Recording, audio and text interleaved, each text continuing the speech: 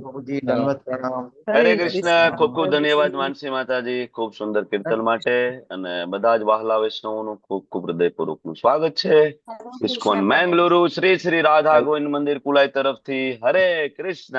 ભાનુબેન, સવિતા માતાજી, મોહનસિંહ પ્રભુજી, અસ્મિતા હરે માતાજી, કૃષ્ણ પ્રભુજી દંડવત મિત્રવિંદા પ્રણામ। દંડવત પ્રણામ, મિત્રવિંદા માતાજી, તેજલ માતાજી, અસ્મિતા ડોબરિયા માતાજી, જયંત પ્રભુ હરે કૃષ્ણ, પુષ્પા માતાજી, જિગ્નેશ ગોસાઈ પ્રભુ હરે કૃષ્ણ, હિરલ પટેલ માતાજી, વિક્રમ પંડ્યા પ્રભુજી, એન્ડ યસ જયેન્દ્ર પ્રભુ હરે કૃષ્ણ, રાજેન્દ્ર પ્રભુ હરે કૃષ્ણ, મહેશ કાપડિયા પ્રભુ હરે કૃષ્ણ, હરે કૃષ્ણ। હરે કૃષ્ણ। સુરક્ષા માતાજી, આરતી માતાજી, માનસી માતાજી, ખૂબ ખૂબ ધન્યવાદ આપની સેવાઓ માટે। હરે કૃષ્ણ। હરે કૃષ્ણ। બેલા માતાજી, ભરતભાઈ પટેલ, નમ્રતા માતાજી, જાનકી શાહ માતાજી, કૌશિકા વાલંબિયા માતાજી, ખનક પરમાર માતાજી, કિરણ સાધુ પ્રભુ, મીનાક્ષી પરમાર માતાજી, એન્ડ યસ નરેન્દ્ર પ્રભુ, નૈના નડિયાદરા માતાજી, નિકિતા પાઠક માતાજી, પારસ દેવ મુરારી માતાજી, પીના સોની માતાજી, એન્ડ રસિક હિરપરા પ્રભુ, ઉમા મોરી માતાજી, ઉર્મિલા સાધુ માતાજી, હરે કૃષ્ણ, રાધિકા सीता माताजी, हरे कृष्ण, अर्चना माताजी, हरे कृष्ण, परेश शाह प्रभुजी, પ્રભુજી દંડવત પ્રણામ। પ્રભુજી દંડવત પ્રણામ। વેલકમ। જિજ્ઞા ગુજરાતી માતાજી, વેલકમ। સ્વાગત છે આપ સૌનું ઇસ્કોન મેંગલુરુ શ્રી શ્રી રાધા ગોવિંદ મંદિર તરફથી શ્રીમદ ભગવદ ગીતા 18 દિવસ 18 અધ્યાય ના બેઝિક કોર્સમાં આપ સૌનું ખૂબ ખૂબ સ્વાગત છે। અત્યાર સુધી આપણે 3 અધ્યાયની ચર્ચાઓ પૂર્ણ કરી ચૂક્યા છીએ। મંગલાચરણ લઈ અને આપણે આવતા 3 અધ્યાય, જે ગયા 3 અધ્યાય વિશે થોડું શોર્ટમાં ચર્ચા કરીશું। તમે લોકો તૈયારી કરીને રાખો, ત્યાં હું મંગલાચરણ લઈ લઉં। ચાલો, બરાબર। ભગવાન શ્રી શ્રી રાધા ગોવિંદજીના ચરણોમાં ખૂબ ભાવપૂર્વક પ્રેમપૂર્વકની પ્રાર્થના। આપણે બધા સાથે મળીને, તમે લોકો તમારું માઇક મ્યુટ કરીને, બંધ કરીને મારી સાથે મંગલાચરણ લઈ શકો। શ્રી શ્રી રાધા ગોવિંદ ભગવાન કી જય, શ્રીલ પ્રભુપાદ કી જય। ओम अज्ञानतिमिरान्धस्य ज्ञानाञ्जनशलाकया चक्षुरुन्मिलितं येन तस्मै श्रीगुरुवे नमः। श्रीचैतन्यमनोभीष्टं स्थापितं येन भूतले स्वयं रूप कदा मह्यं ददाति स्वपदान्तिकं। वन्देऽहं श्रीगुरु श्रीयुतापदकमलं श्रीगुरुन् वैष्णवांश्च श्रीरूपं साग्रजातं सहगण रघुनाथान्वितं तं सजीवं साद्वैतं सावधूतं परिजनसहितं कृष्णा चैतन्य देवं श्री राधा कृष्ण पादान् सगण ललिता श्री विशाखान्वितंश्च। हे कृष्णा करुणा सिंधु दीनबंधु जगतपते गोपेश गोपिका कांत राधा कांत नमस्तुते। तप्त कांचन गौरांगी श्री राधे वृंदावनेश्वरी वृषभानुसुते देवी प्रणमामि हरि प्रिये। वाञ्छाकल्पतरुभ्यश्च कृपा सिन्धुभ्यैव च पतितानां पावनेभ्यो वैष्णवेभ्यो नमो नमः। नमो विष्णुपादाय कृष्णपृष्ठाय भूतले श्रीमते भक्तिवेदान्त स्वामिनिति नामिने। नमस्ते सारस्वते देवे गौरवाणी प्रचारिणे निर्विशेषा शून्यवादी पाश्चात्य देश तारिणे। जय श्री कृष्ण चैतन्य प्रभु नित्यानंद श्री अद्वैत गदाधर श्रीवासादि गौर भक्त वृंद।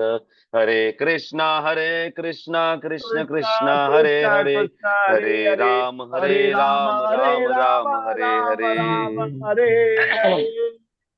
हरे कृष्णा। હરે કૃષ્ણ। खूब स्वागत है आप सब। हरे कृष्ण प्रभु जी दंडवत प्रणाम। हरे कृष्ण। ચાલો, તો હવે ગઈકાલના અધ્યાયમાં શું ભણ્યા?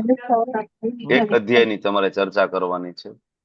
ગઈકાલનો અધ્યાય નું નામથી શરૂઆત કરશું આપણે. જુહી માતાજીથી શરૂઆત કરીએ. પેલો હાથ એનો ઊંચો થયો છે. તમે લોકો હેન્ડરેસ કરો એટલે હું એક પછી એકને પૂછું. ચાલો, જુહી માતાજી, ગઈકાલે શું ભણ્યા આપણે? હરે કૃષ્ણ પ્રભુજી. હમ કાલનો જે અધ્યાય હતો ને કર્મયુગ વિશે હતો, કે ઓકે. જેમાં છે ને આપણને કર્મના કેટલા પ્રકાર છે એના વિશે આપણે વાત કરી હતી. હમ અને બીજું એવું હતું કે છે ને આપણે એટલું જ છે કે જે બી આપણે કર્મ કરીએ ને એ ભગવાનને પ્રસન્ન કરવા માટે કરીએ, કે જેથી આપણને ભગવાન પ્રાપ્તિ થાય. અને ભગવાનને સેન્ટરમાં રાખીને કર્મ કરીએ તો એ આપણું કર્મયુગ થાય. બાકી તો આપણે જે કામ કરીએ એ કર્મ અથવા તો કાર્ય કહેવાય છે. અને 4 તેનું બંધન. પ્રકારના કર્મ હતા. ખૂબ સરસ.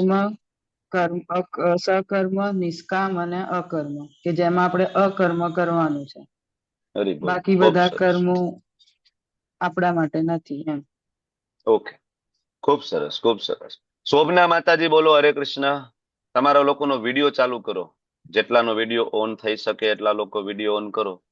ચાલો, શોભના માતાજી બોલો હરે કૃષ્ણ. શું કહો છો તમે? હરે કૃષ્ણ, દંડવત પ્રણામ. આપણને કાલે કર્મયોગ વિશે શીખા. એમાં હમણાં જ આપણે માતાજીએ કીધું, પણ એમાં આપણને એક બીજું કે ભરતનું ઉદાહરણ, જે ઋષભદેવના પુત્રનું ઉદાહરણ લઈને આપણે સમજાતા કે એ ભરત હતો, એના કર્મથી એને અંત સમયે આપણે જે વિચાર હોય ત્યારે આપણને જે એ ભવિષ્ય પછી આવતો જન્મ આપણને એ યોનિમાં મળે. અને એવી રીતે ભરતનો હરણના રૂપે મળ્યો હતો. અને પછી પાછો એનો એ જન્મમાં કાર્ય કરી અને હરણ પછી મૃત્યુ, એ જન્મ પાછો એને જન્મ મળે છે. અને એ જળ ભરત તરીકે એને લોકો કેવા લાગ્યા હતા, એટલે જળ ભરત તરીકે એનો જન્મ થાય છે. એના ઉદાહરણ દ્વારા આપણે શીખાતા કે જેવું આપણું કર્મ હશે એ આપણને આગળનો કર્મ દ્વારા આપણને જન્મ તો લેવાનો જ થશે. એના ઉદાહરણ દ્વારા આપણે શીખાતા. એના ઉદાહરણ દ્વારા આપણે એવું શીખ્યા હતા કે મિથ્યાચારી ના બનવું જોઈએ. આપણે જે પોઝિશનમાં જ્યાં હોય ત્યાં રહીને આપણે ભક્તિ કરવાની કોશિશ કરવી જોઈએ. અર્જુન ક્ષત્રિય હતા તો અર્જુન એવું કહેતા હતા કે ના, હું તો છોડીને જંગલમાં જતો રહીશ ને હું તો તપ કરીશ, હું તો ભીખ માંગીને ખાઈ લઈશ. ભગવાન કે નહીં, તું તો ક્ષત્રિય છો, ક્ષત્રિયનું કામ નથી ભીખ માંગવું. તું શું કામ બરાબર બીજાની કોપી કરવા જાય છે? એને મિથ્યાચાર કહેવાય. ત્યાં જઈને તું ભીખ તો માંગીશ, પણ જ્યાં બ્રાહ્મણો ઉપર અત્યાચાર થશે તું ત્યાં જઈને તલવાર તો ખેંચી લેવાનો છો. બરાબર, તારાથી સહન નથી થવાનું. એટલે એ ભરત રાજાની કથા ઉપરથી આપણે આ શીખ્યા હતા કે આપણે મિથ્યાચારી બનવું જોઈએ નહીં. જે ગુણમાં હોય, જે વર્ણ પ્રમાણે હોય ત્યાં રહી અને ભગવાનની ભક્તિ કરવાની કોશિશ કરતા કરતા કરતા ધીમે ધીમે અપગ્રેડ થવાની કોશિશ કરવી જોઈએ. હરી બોલ. ખૂબ સરસ માતાજી. ઓકે, હજી કેવું છે કઈ તમારે?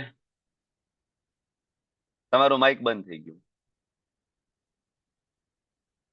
ઓકે, ચાલો તો નેક્સ્ટ નરેન્દ્ર પ્રભુ. હરે કૃષ્ણ. નરેન્દ્ર પ્રભુ બોલો ગઈકાલના અધ્યાય વિશે થોડું. એક મિનિટ. હા હા, હરે કૃષ્ણ પ્રભુજી. કાલના જે કર્મયોગનું જે આપણું લેક્ચર હતું પ્રભુજી, અધ્યાય હતો, તેની અંદર અર્જુનનો પ્રશ્ન એ જ હતો, કૃષ્ણ ભગવાને કહું ત્યાગ કરું કે કર્મ કરું. અને એની પરથી જે કૃષ્ણ ભગવાને એમને કીધું કે કર્મ કરવું, કે આપણી અંદર બુદ્ધિ હોય અને બુદ્ધિની અંદર જ્ઞાન આવે, એ આપણો સાંખ્ય યોગ કહેવાય છે. અને આપણે કયા પ્રકારના ગુણો હોવા જોઈએ? સતોગુણ હોવું જોઈએ, રજોગુણ હોવું જોઈએ કે તમોગુણ હોવું જોઈએ? આપણે ડગલે ને પગલે કર્મ કરતા હોઈએ છીએ. આપણે જોઈએ છીએ તો બી કર્મ કરીએ, આપણે શ્રવણ કરીએ તો પણ કર્મ કરીએ, આપણે કઈ ડગલું ચાલીએ તો પણ કર્મ કરીએ છીએ. તો આપણે કયા પ્રકારના કર્મ કરીએ છીએ? પણ જે બી કઈ કર્મ કરીએ છીએ આપણે, એટલે ઈશ્વર એમ કહે છે કે કર્મયોગ, કે તું મારી સાથે જોડા. જે બી કઈ સવારથી ઉઠીને રાત્રે સુવો ત્યાં સુધી એ જ કહો કે તમે જે બી કઈ કરો એ મને અર્પણ કરીને કરો. તો એની અંદર આપણને કર્મયોગી ઘણું બધું આપણા જીવન માટે શીખવાડી જાય છે પ્રભુજી. હરિબોલ. ખૂબ સરસ. એટલે આ શીખ્યા છે, એમાંથી સાંભળ્યા છે એમાંથી. મતલબ તમારો કહેવાનો સાર એ છે કે જે કઈ કરીએ ભગવાનને ઓફર કરવું જોઈએ. જે કઈ આપણે કર્મ કરીએ સવારથી લઈને રાત સુધી. આપણે ઓલું ઉદાહરણ જોયું હતું ડ્રાઈવર વાળું, ગાડી ડ્રાઈવર ને માલિક વાળું. હા, બરાબર. કે ઓફર કરવાથી ફાયદો શું થાય, તો કે પાપ કર્મથી આપણે બચી જઈ શકીએ છીએ. બચી બરાબર. શકીએ. હા, હરિબોલ. હરે કૃષ્ણ. યસ, ખનક માતાજી, હરે કૃષ્ણ. બોલો, શું કેવું છે? હું નવા પાર્ટિસિપેન્ટ ને પેલા પૂછું છું, એટલે જેના હેન્ડ રેસ છે ને એવું ના થાય કે પ્રભુજી અમને પૂછતા નથી. મેં ગઈકાલે કીધું હતું. હરે કૃષ્ણ. ગઈકાલે એવું કીધેલું કે કર્મના 4 પ્રકાર છે, તે ચારે ચાર કર્મ કરવાથી આપણને શું કહેવાય કે કર્મનું બંધન તો લાગે જ છે, પણ જ્યારે આપણે પહેલા પણ નાતા હતા અને હવે પ્રભુ માટે નાહીએ, પહેલા પણ રસોઈ બનતી હતી ને હવે પ્રભુ માટે જ્યારે રસોઈ બનાવીએ તો એ પ્રભુ માટે કરેલું કર્મ થઈ જાય છે. એટલે કર્મનું ફળ તો મળશે, પણ તમે એ બંધનમાંથી મુક્ત થઈ જશો. ચારે ચાર કર્મમાંથી એક કર્મનું બંધન નથી, અકર્મ. હું ખાલી થોડુંક એમાં સુધારવા માંગુ છું. બરાબર, હા. બાકી બરાબર છે. જાનકી માતાજી, હરે કૃષ્ણ. ગઈકાલે શું ભણ્યા હતા, બોલો. હરે કૃષ્ણ. હરે કૃષ્ણ. હરે કૃષ્ણ. બોલો બોલો, ગઈકાલનો અધ્યાય વિશે થોડું બોલો. ગઈકાલે ભણ્યા કે કર્મનો સિદ્ધાંત અગ્નિ સમાન છે, હમ બધામાં સમાન છે. હમ ખૂબ સરસ. નાનો બાળક અગ્નિમાં હાથ નાખશે તો પણ એ એટલું જ જશે અને વડીલ હાથ નાખશે તો પણ એને એટલું જ જશે. એટલા માટે કર્મ બધા માટે સમાન છે. ઓકે, કોઈ એવું નહીં કહી શકે કે ભાઈ મેં ભગવદ્ ગીતા વાંચી નથી તો મને એની સજા ના મળવી જોઈએ. બરાબર. તમે ભારત દેશમાં છો તો ભારતનું બંધારણ, ભારતનું સંવિધાન તમારે જાણવું જોઈતું હતું. બરાબર. તમે એવું કહી શકતા નથી ને. નાનું બાળક છે, 16 વર્ષનું, કોઈનું મર્ડર કરી નાખે, બરાબર, તો જજ સાહેબ એવું નહીં કે ભાઈ છોકરો નાનો છે હજી તો એને કઈ બરાબર ઇન્ડિયન પિનલ કોડ વિશે ખ્યાલ ના હોય તો વાંધો નહીં, ભલે આ વખતે છરી મારી દીધી, બીજી વખત નહીં માર, એવું કહેશે નહીં જજ સાહેબ. એને પનિશમેન્ટ આપશે, એને જુવેનાઇલ કોર્ટમાં શિફ્ટ કરશે. બરાબર ને? સેમ વે કર્મનો સિદ્ધાંત તમે કીધું એમ પ્રમાણે અગ્નિ સમાન છે. ખૂબ સરસ. ઓકે, લાસ્ટ ઉર્મિલા માતાજી. હરે કૃષ્ણ પ્રભુજી. અર્જુન પૂછે છે કે પાપ કર્મ ન ઈચ્છતા હોવા છતાં કેમ થાય છે? તો ભગવાન કે છે કે કામ દ્વારા જે ક્રોધ ઉત્પન્ન થાય છે એના દ્વારા રજોગુણથી જે ઉત્પન્ન થતો કામ છે એના દ્વારા ક્રોધ ઉત્પન્ન થાય છે, એટલે મહાશત્રુ બની જાય છે. અને યસ. કોઈ પણ કર્મ આપણે કરીએ તો ભગવાનને સેન્ટરમાં રાખીને કરીશું તો એનું કર્મનું બંધન નહીં થાય. નિષ્કામ ભાવે કર્મ કરવું જરૂરી છે. Very good. ખૂબ સરસ, ખૂબ સરસ. ચાલો, થેન્ક યુ સો મચ. તમારો બધાનો ખૂબ ખૂબ આભાર. હવે હું તમને પહેલેથી એક નાનું એવું રિવિઝન આપું છું. પહેલો અધ્યાય શરૂઆત થઈ, બરાબર, કુરુક્ષેત્રની યુદ્ધ ભૂમિ ઉપર. એક બાજુ કૌરવો, એક બાજુ પાંડવો, એક બાજુ 11 અક્ષોની સેના, એક બાજુ 7 અક્ષોની સેના. બરાબર. દુર્યોધન દ્વારા એના ગુરુનું અપમાન થયું, શંખનાદ થયો. અર્જુને ભગવાનને કીધું ભગવાન રથ વચ્ચે લઈ લો. ભગવાને રથ વચ્ચે મૂક્યો અને અર્જુન સામે એમના ગુરુ અને એમના દાદાને જોઈને વિષાદમાં મુકાયા. કોઈનું માઇક ચાલુ હોય તો બંધ કરી દેજો. વિષાદમાં મુકાયા. સુરક્ષા માતાજી. હા, મને પણ નથી દેખાતું કોનું માઇક ચાલુ છે. વાજિંત્ર વાગે છે મારા કાનમાં. ઓકે ઓકે, ચાલો. તો ત્યાં અર્જુન વિષાદમાં મુકાયા અને અર્જુને યુદ્ધ ના કરવાના 5 કારણો ભગવાનની સામે મૂક્યા. કરુણા, કોઈ આનંદ નથી, પાપનો ભય, કૌટુંબિક પરંપરાનો નાશ અને અનિર્ણયતા. ભગવાન મારાથી યુદ્ધ નહીં થાય. આ મારી દલીલો છે. અને આમ એક રીતે જોઈ તો બધી દલીલો ધર્મની દ્રષ્ટિએ સાચી હતી ને. ગુરુ હત્યાનું પાપ તો લાગે કે ના લાગે? બધી સ્ત્રીઓ વિધવા થઈ જશે તો પાપ લાગે કે ના લાગે? કૌટુંબિક પરંપરાનો ખરેખર નાશ થઈ જશે ને, બધા પુરુષોનું મૃત્યુ થાય. ધર્મની દ્રષ્ટિએ અર્જુનનું જે રીઝન હતા એ વેલિડ હતા. પણ ભગવાન સમજાવે છે અર્જુન, ધર્મશાસ્ત્ર ઉપર એક શાસ્ત્ર છે. એકચ્યુઅલી 3 શાસ્ત્ર છે: અર્થશાસ્ત્ર, ધર્મશાસ્ત્ર, ભક્તિશાસ્ત્ર. બરાબર. અર્જુનને એમ કે ભગવાન છે અર્થશાસ્ત્રની દ્રષ્ટિએ ગાઈડન્સ આપે છે કે ભાઈ એને બરાબર નિર્વસ્ત્ર કરવાની કોશિશ કરી છે, તું સામે બદલો લઈ લે અને મારી નાખ. અર્જુન કે ભગવાન અર્થશાસ્ત્ર કરતા ધર્મશાસ્ત્ર વધારે ઉપર છે અને ધર્મશાસ્ત્રમાં ક્ષમા કરવાની ભાવના હોવી જોઈએ, તો હું માફ કરી દઉં. ભગવાન કે છે બેટા, ધર્મશાસ્ત્ર ઉપર એક શાસ્ત્ર છે, એને કહેવાય ભક્તિશાસ્ત્ર. અને ઓરિજિનલ જે ધર્મ શું છે, તો કે ધર્મ તું સાક્ષાત ભગવત પ્રણીતમ. ભગવાન કે છે જે હું કહું છું એ ધર્મ છે. બરાબર. ભાગવતની અંદર શું ધર્મની વ્યાખ્યા આપી છે? સવે પુંસા પરો ધર્મ યતોર ભક્તિર અધોક્ષજે. કે ભગવાન કૃષ્ણ જે કહે છે, ભગવાન વિષ્ણુ જે કહે છે શાસ્ત્રમાં, એને ફોલો કરવું એ ધર્મ છે. યુધિષ્ઠિર મહારાજ તો ધર્મરાજ હતા. હું કોઈ દિવસ ખોટું બોલીશ નહીં. ભગવાન કૃષ્ણ કે કહી દો અશ્વત્થામા મરી ગયો. યુધિષ્ઠિર મહારાજ કે હું તો ધર્મરાજ છું, ખોટું કેવી રીતના બોલું? બરાબર. તો એને એના ધર્મનો પણ થોડો અહંકાર આવી ગયો હતો યુધિષ્ઠિર મહારાજને. તો એને શું કીધું? અશ્વત્થામા મરી ગયો પણ નરોવા કુંજરોવા, બરાબર. ભગવાન કે એમ, બરાબર, હું કઉ છું કે કહી દેવાનું તોય એમાં તમારે એડ કરવું છે. પછી એમને તમને ખ્યાલ છે ને નરકના દર્શન, બરાબર, શોર્ટ પીરિયડ માટે ભગવાન એક લીલા કરાવે છે એકચ્યુઅલી. એવું નથી કે બરાબર યુધિષ્ઠિર મહારાજ કોઈ પાપી છે. ઓકે, તો આ ચર્ચાઓ થઈ અને અર્જુને ભગવાનને કીધું કે ભાઈ હું યુદ્ધ નહીં કરું. બીજા અધ્યાયની શરૂઆત થઈ તો ભગવાને 5 પ્રશ્નના જવાબ આપી દીધા. કરુણામાં ભગવાને કીધું કે ભાઈ શરીર નથી, આપણે આપણા આત્મા છીએ. અર્જુન કે કોઈ આનંદ નથી. ભગવાન કે એક બાજુ સ્વર્ગનું રાજ્ય છે તારી પાસે, એક બાજુ તું અહીંયા, બરાબર ને, કહેવાય કે ચક્રવર્તી સમ્રાટ બનીશ, બે હાથમાં લાડુ, તું કેસ કે આમાં આનંદ નથી. પછી અર્જુન કે તો પાપ નહીં લાગે. ભગવાન કે હું જે રીતના કહીશ એ રીતના કરીશ તો પાપ લાગવાની કોઈ શક્યતા નથી. હનુમાનજી મહારાજે લંકામાં જઈને હજારો લાખો અસુરોને બાળીને ભસ્મ કર્યા હતા. શાસ્ત્રમાં ક્યાંય ઉલ્લેખ નથી કે હનુમાનજી મહારાજને પાપ લાગ્યું હોય. બરાબર, આજે આપણે એની પૂજા અર્ચના કરીએ છીએ, ભગવાન સમજાવે છે એને. તો અર્જુન કે પરંપરાનો નાશ નહીં થઈ જાય. ભગવાન કે તું પરંપરાની શું ચિંતા કરે છો? યુધિષ્ઠિર છે રાજા બનવાના છે, જે સાક્ષાત ધર્મરાજ છે, તો પરંપરા બચી જશે ને, એની ચિંતા કરવાની જરૂર નથી. છેલ્લે ભગવાન અર્જુન કે છે અનિર્ણયતા. ભગવાન કે નહીં, ભક્તિ યોગમાં જે આવે ને એને કોઈ ડાઉટ હોતો નથી. નેહાભિક્રમ નાશોસ્તિ પ્રત્યવાયો ન વિદ્યતે. ભગવાન કહે છે વ્યવસાયત્મિકા બુદ્ધિ એકેહ કુરુ નંદન. 5 પ્રશ્નના જવાબ ભગવાન આપી દીધા. બીજો અધ્યાય પૂરો થઈ ગયો. પણ એક સાથે બધા આન્સર આપ્યા અને બીજા અધ્યાયમાં કર્મયોગ, જ્ઞાન યોગ થી લઈને બધી ફિલોસોફી એક સાથે પીરસવાના કારણે અર્જુન છે ત્રીજા અધ્યાયમાં ફરીથી કન્ફ્યુઝ થઈને પૂછે છે ભગવાન મારો પ્રશ્ન એનો એ જ રહી ગયો, મારે કર્મયોગમાં આગળ વધવાનું છે કે જ્ઞાન યોગમાં આગળ વધવાનું છે? તો ત્યાં ત્રીજા અધ્યાયમાં પ્રશ્ન પૂછે તો ભગવાન ત્રીજા અધ્યાયમાં કહે છે કર્મ તો કરવું જ પડશે. નિયતમ કુરુ કર્મ તુમ. કર્મ કર્યા વગર તો તારા, બરાબર, પેટનો ખાડો પણ કેવી રીતના પૂરી શકીશ? કર્મ તો કરવું પડશે. બધી ચર્ચાઓ આપણે ગઈકાલે થઈ. અચ્છા, કર્મ કરવું પડશે તો કેવી રીતના કરવાનું છે? તો ભગવાને કીધું યજ્ઞ અર્થાત કર્મણો અન્યત્ર. એ યજ્ઞની પ્રસન્નતા. યજ્ઞ એટલે કોણ છે? તો કે ભગવાનનું જ એક નામ છે યજ્ઞ. યજ્ઞ એટલે કોણ છે? તો યજ્ઞ એટલે પ્રિસ્ક્રાઇબ ડ્યુટી. શાસ્ત્રની અંદર જે આપણી ડ્યુટી આપી છે એ પ્રમાણે જે કઈ કર્મ કરવામાં આવે છે એને પણ યજ્ઞ કહેવાય. યજ્ઞ એટલે ઓફરિંગ. ભગવાનને આપણે ઓફર કરવું. યજ્ઞમાં શું કરીએ છીએ? સ્વાહા સ્વાહા. એ શું છે? ઓફરિંગ આપણે આપીએ છીએ દેવી દેવતાઓને, બરાબર. યજ્ઞ એટલે ઓફર કરવું. તો જે કઈ કર્મ કરીએ ભગવાનને ઓફર કરીએ તો ભગવાન કહેશે કર્મનું બંધન થશે નહીં.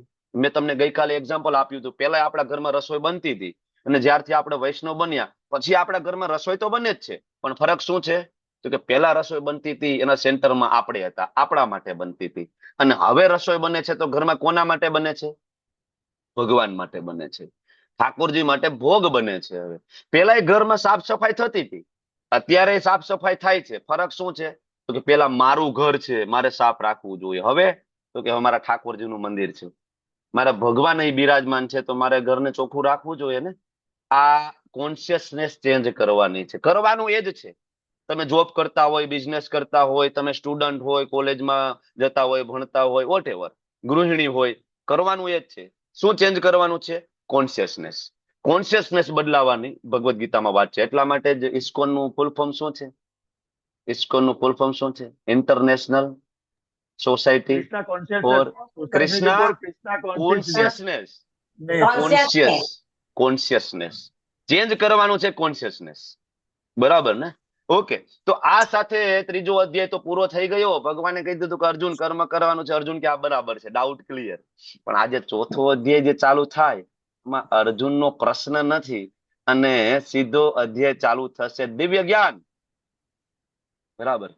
તો દિવ્ય જ્ઞાન તરફ આપણે આગળ વધીએ અને પછી જોશું આનું કનેક્શન કેવી રીતના થાય છે. તો 1 થી 3 અધ્યાયનું કનેક્શન સમજાઈ ગયું, કેવી રીતના પહેલામાંથી બીજામાં પહોંચ્યા, બીજામાંથી ત્રીજામાં પહોંચ્યા છીએ, બરાબર. હવે આ દિવ્ય જ્ઞાન નામનો ચોથો અધ્યાય ખૂબ મહત્વનો છે. એક એક શ્લોક આના હીરા જેવા છે, બરાબર. એક એક શ્લોક, બરાબર, બધા જ શ્લોક ઇમ્પોર્ટન્ટ છે. ટોટલ 42 શ્લોક છે ને 42 શ્લોક બહુ જ મહત્વના છે, બરાબર. અધ્યાય ને જ્ઞાન કર્મ સંન્યાસ યોગ તરીકે પણ ઓળખવામાં આવે છે. અધ્યાયનું જે બીજું નામ છે જ્ઞાન કર્મ સંન્યાસ યોગ તરીકે ઓળખવામાં આવે છે. એટલે ભગવાન અર્જુનને એ કહેવા માંગે છે, ગઈકાલે ભગવાને કીધું હતું ને કે અર્જુન કર્મ તો કરવું પડશે, પણ કર્મ કઈ રીતના કરવાનું?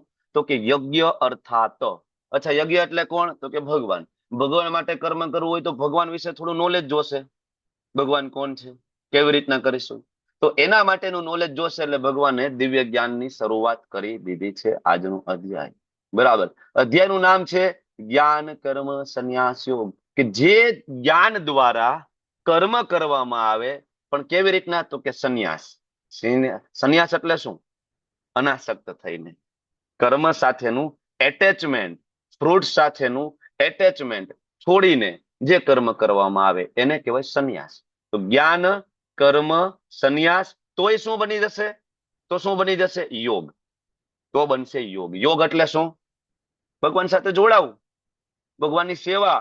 એ જે કર્મ દ્વારા ભગવાન સાથે જોડાઈ શકાય, જે કર્મ દ્વારા ભગવાનને પ્રસન્ન કરી શકાય એને કહેવાય કર્મયોગ.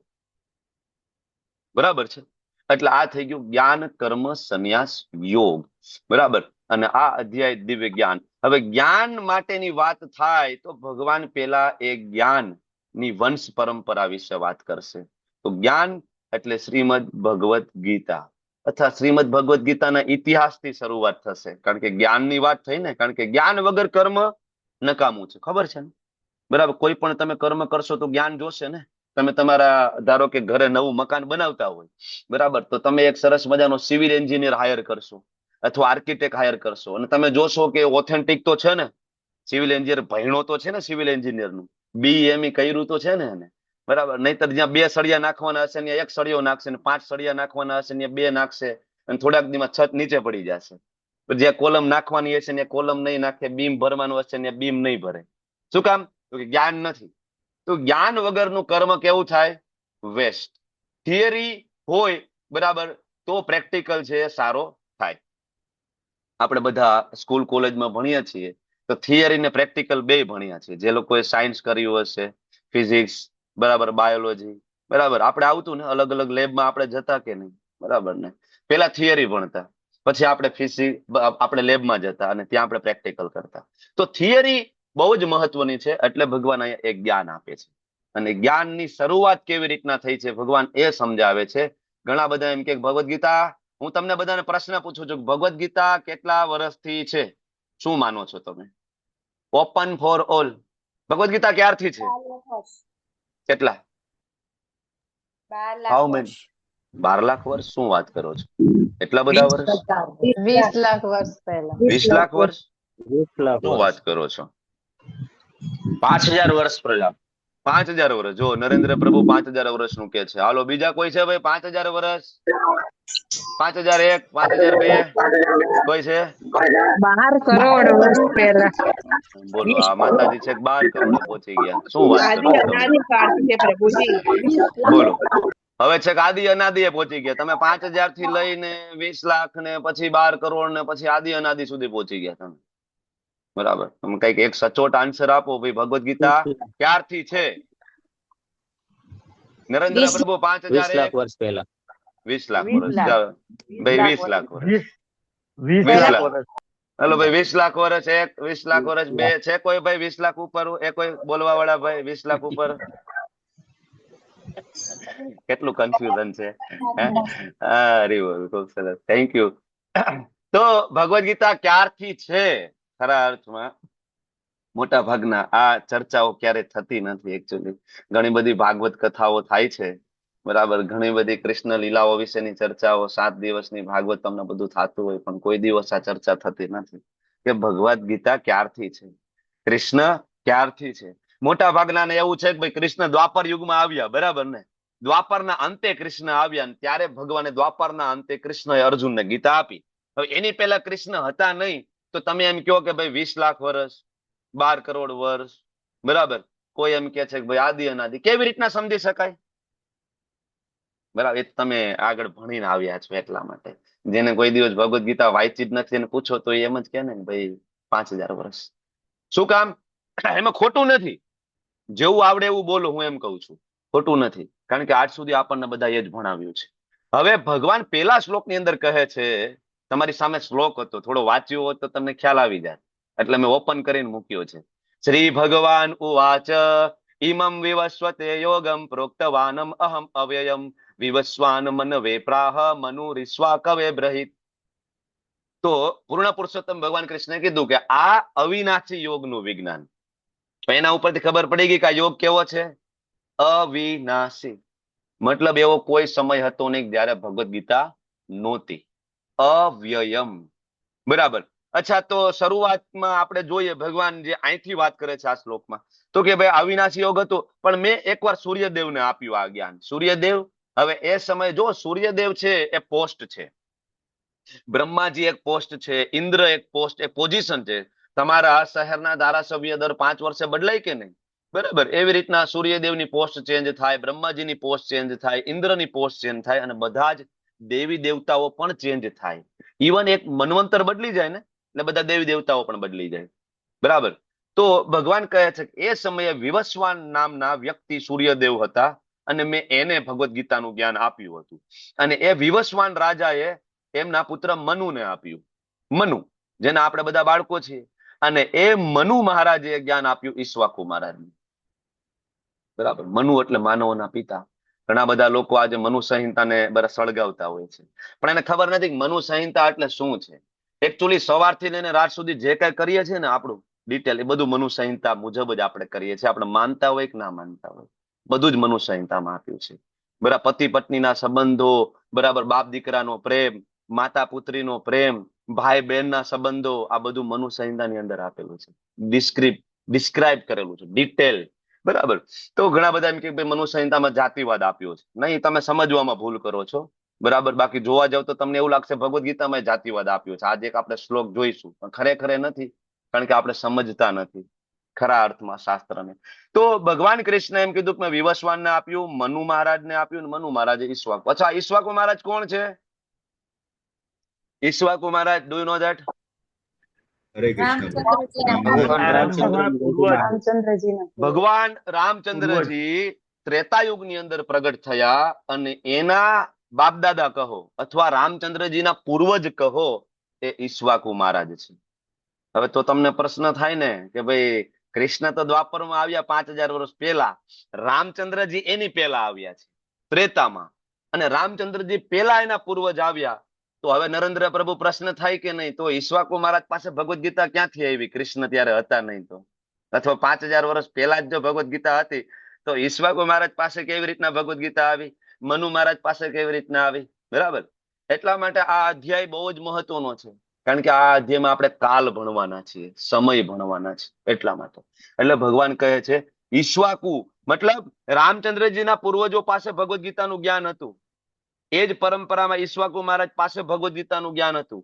ઈક્ષ્વાકુ મહારાજના પુત્રો પાસે ભગવદ્ ગીતાનું જ્ઞાન હતું. દિલીપ મહારાજ, ભગીરથ મહારાજ, બધા પાસે.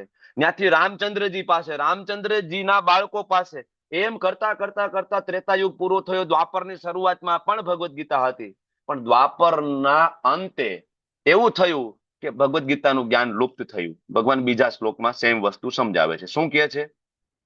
એવમ પરંપરા પ્રાપ્તિમ ઇમમ રાજર્ષયો વિદુ સકાલે નેહે મહતા યોગે નષ્ટ. એવું થયું કે આ યોગ કાળાંતરે નષ્ટ થયો.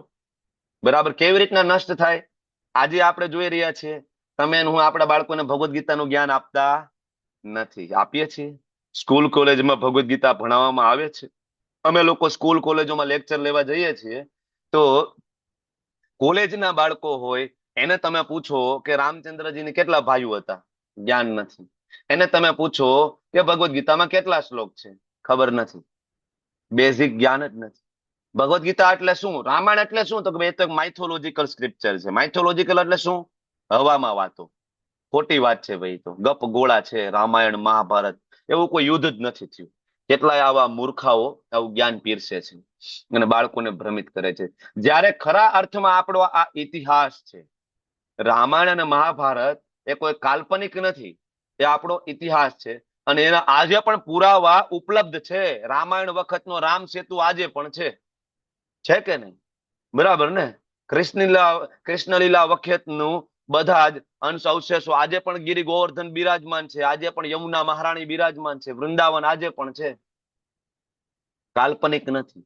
પણ આપણે જયારે જ્ઞાન ના આપ્યું તો પરંપરા તૂટી ગઈ. એવું જ ત્યારે થયું.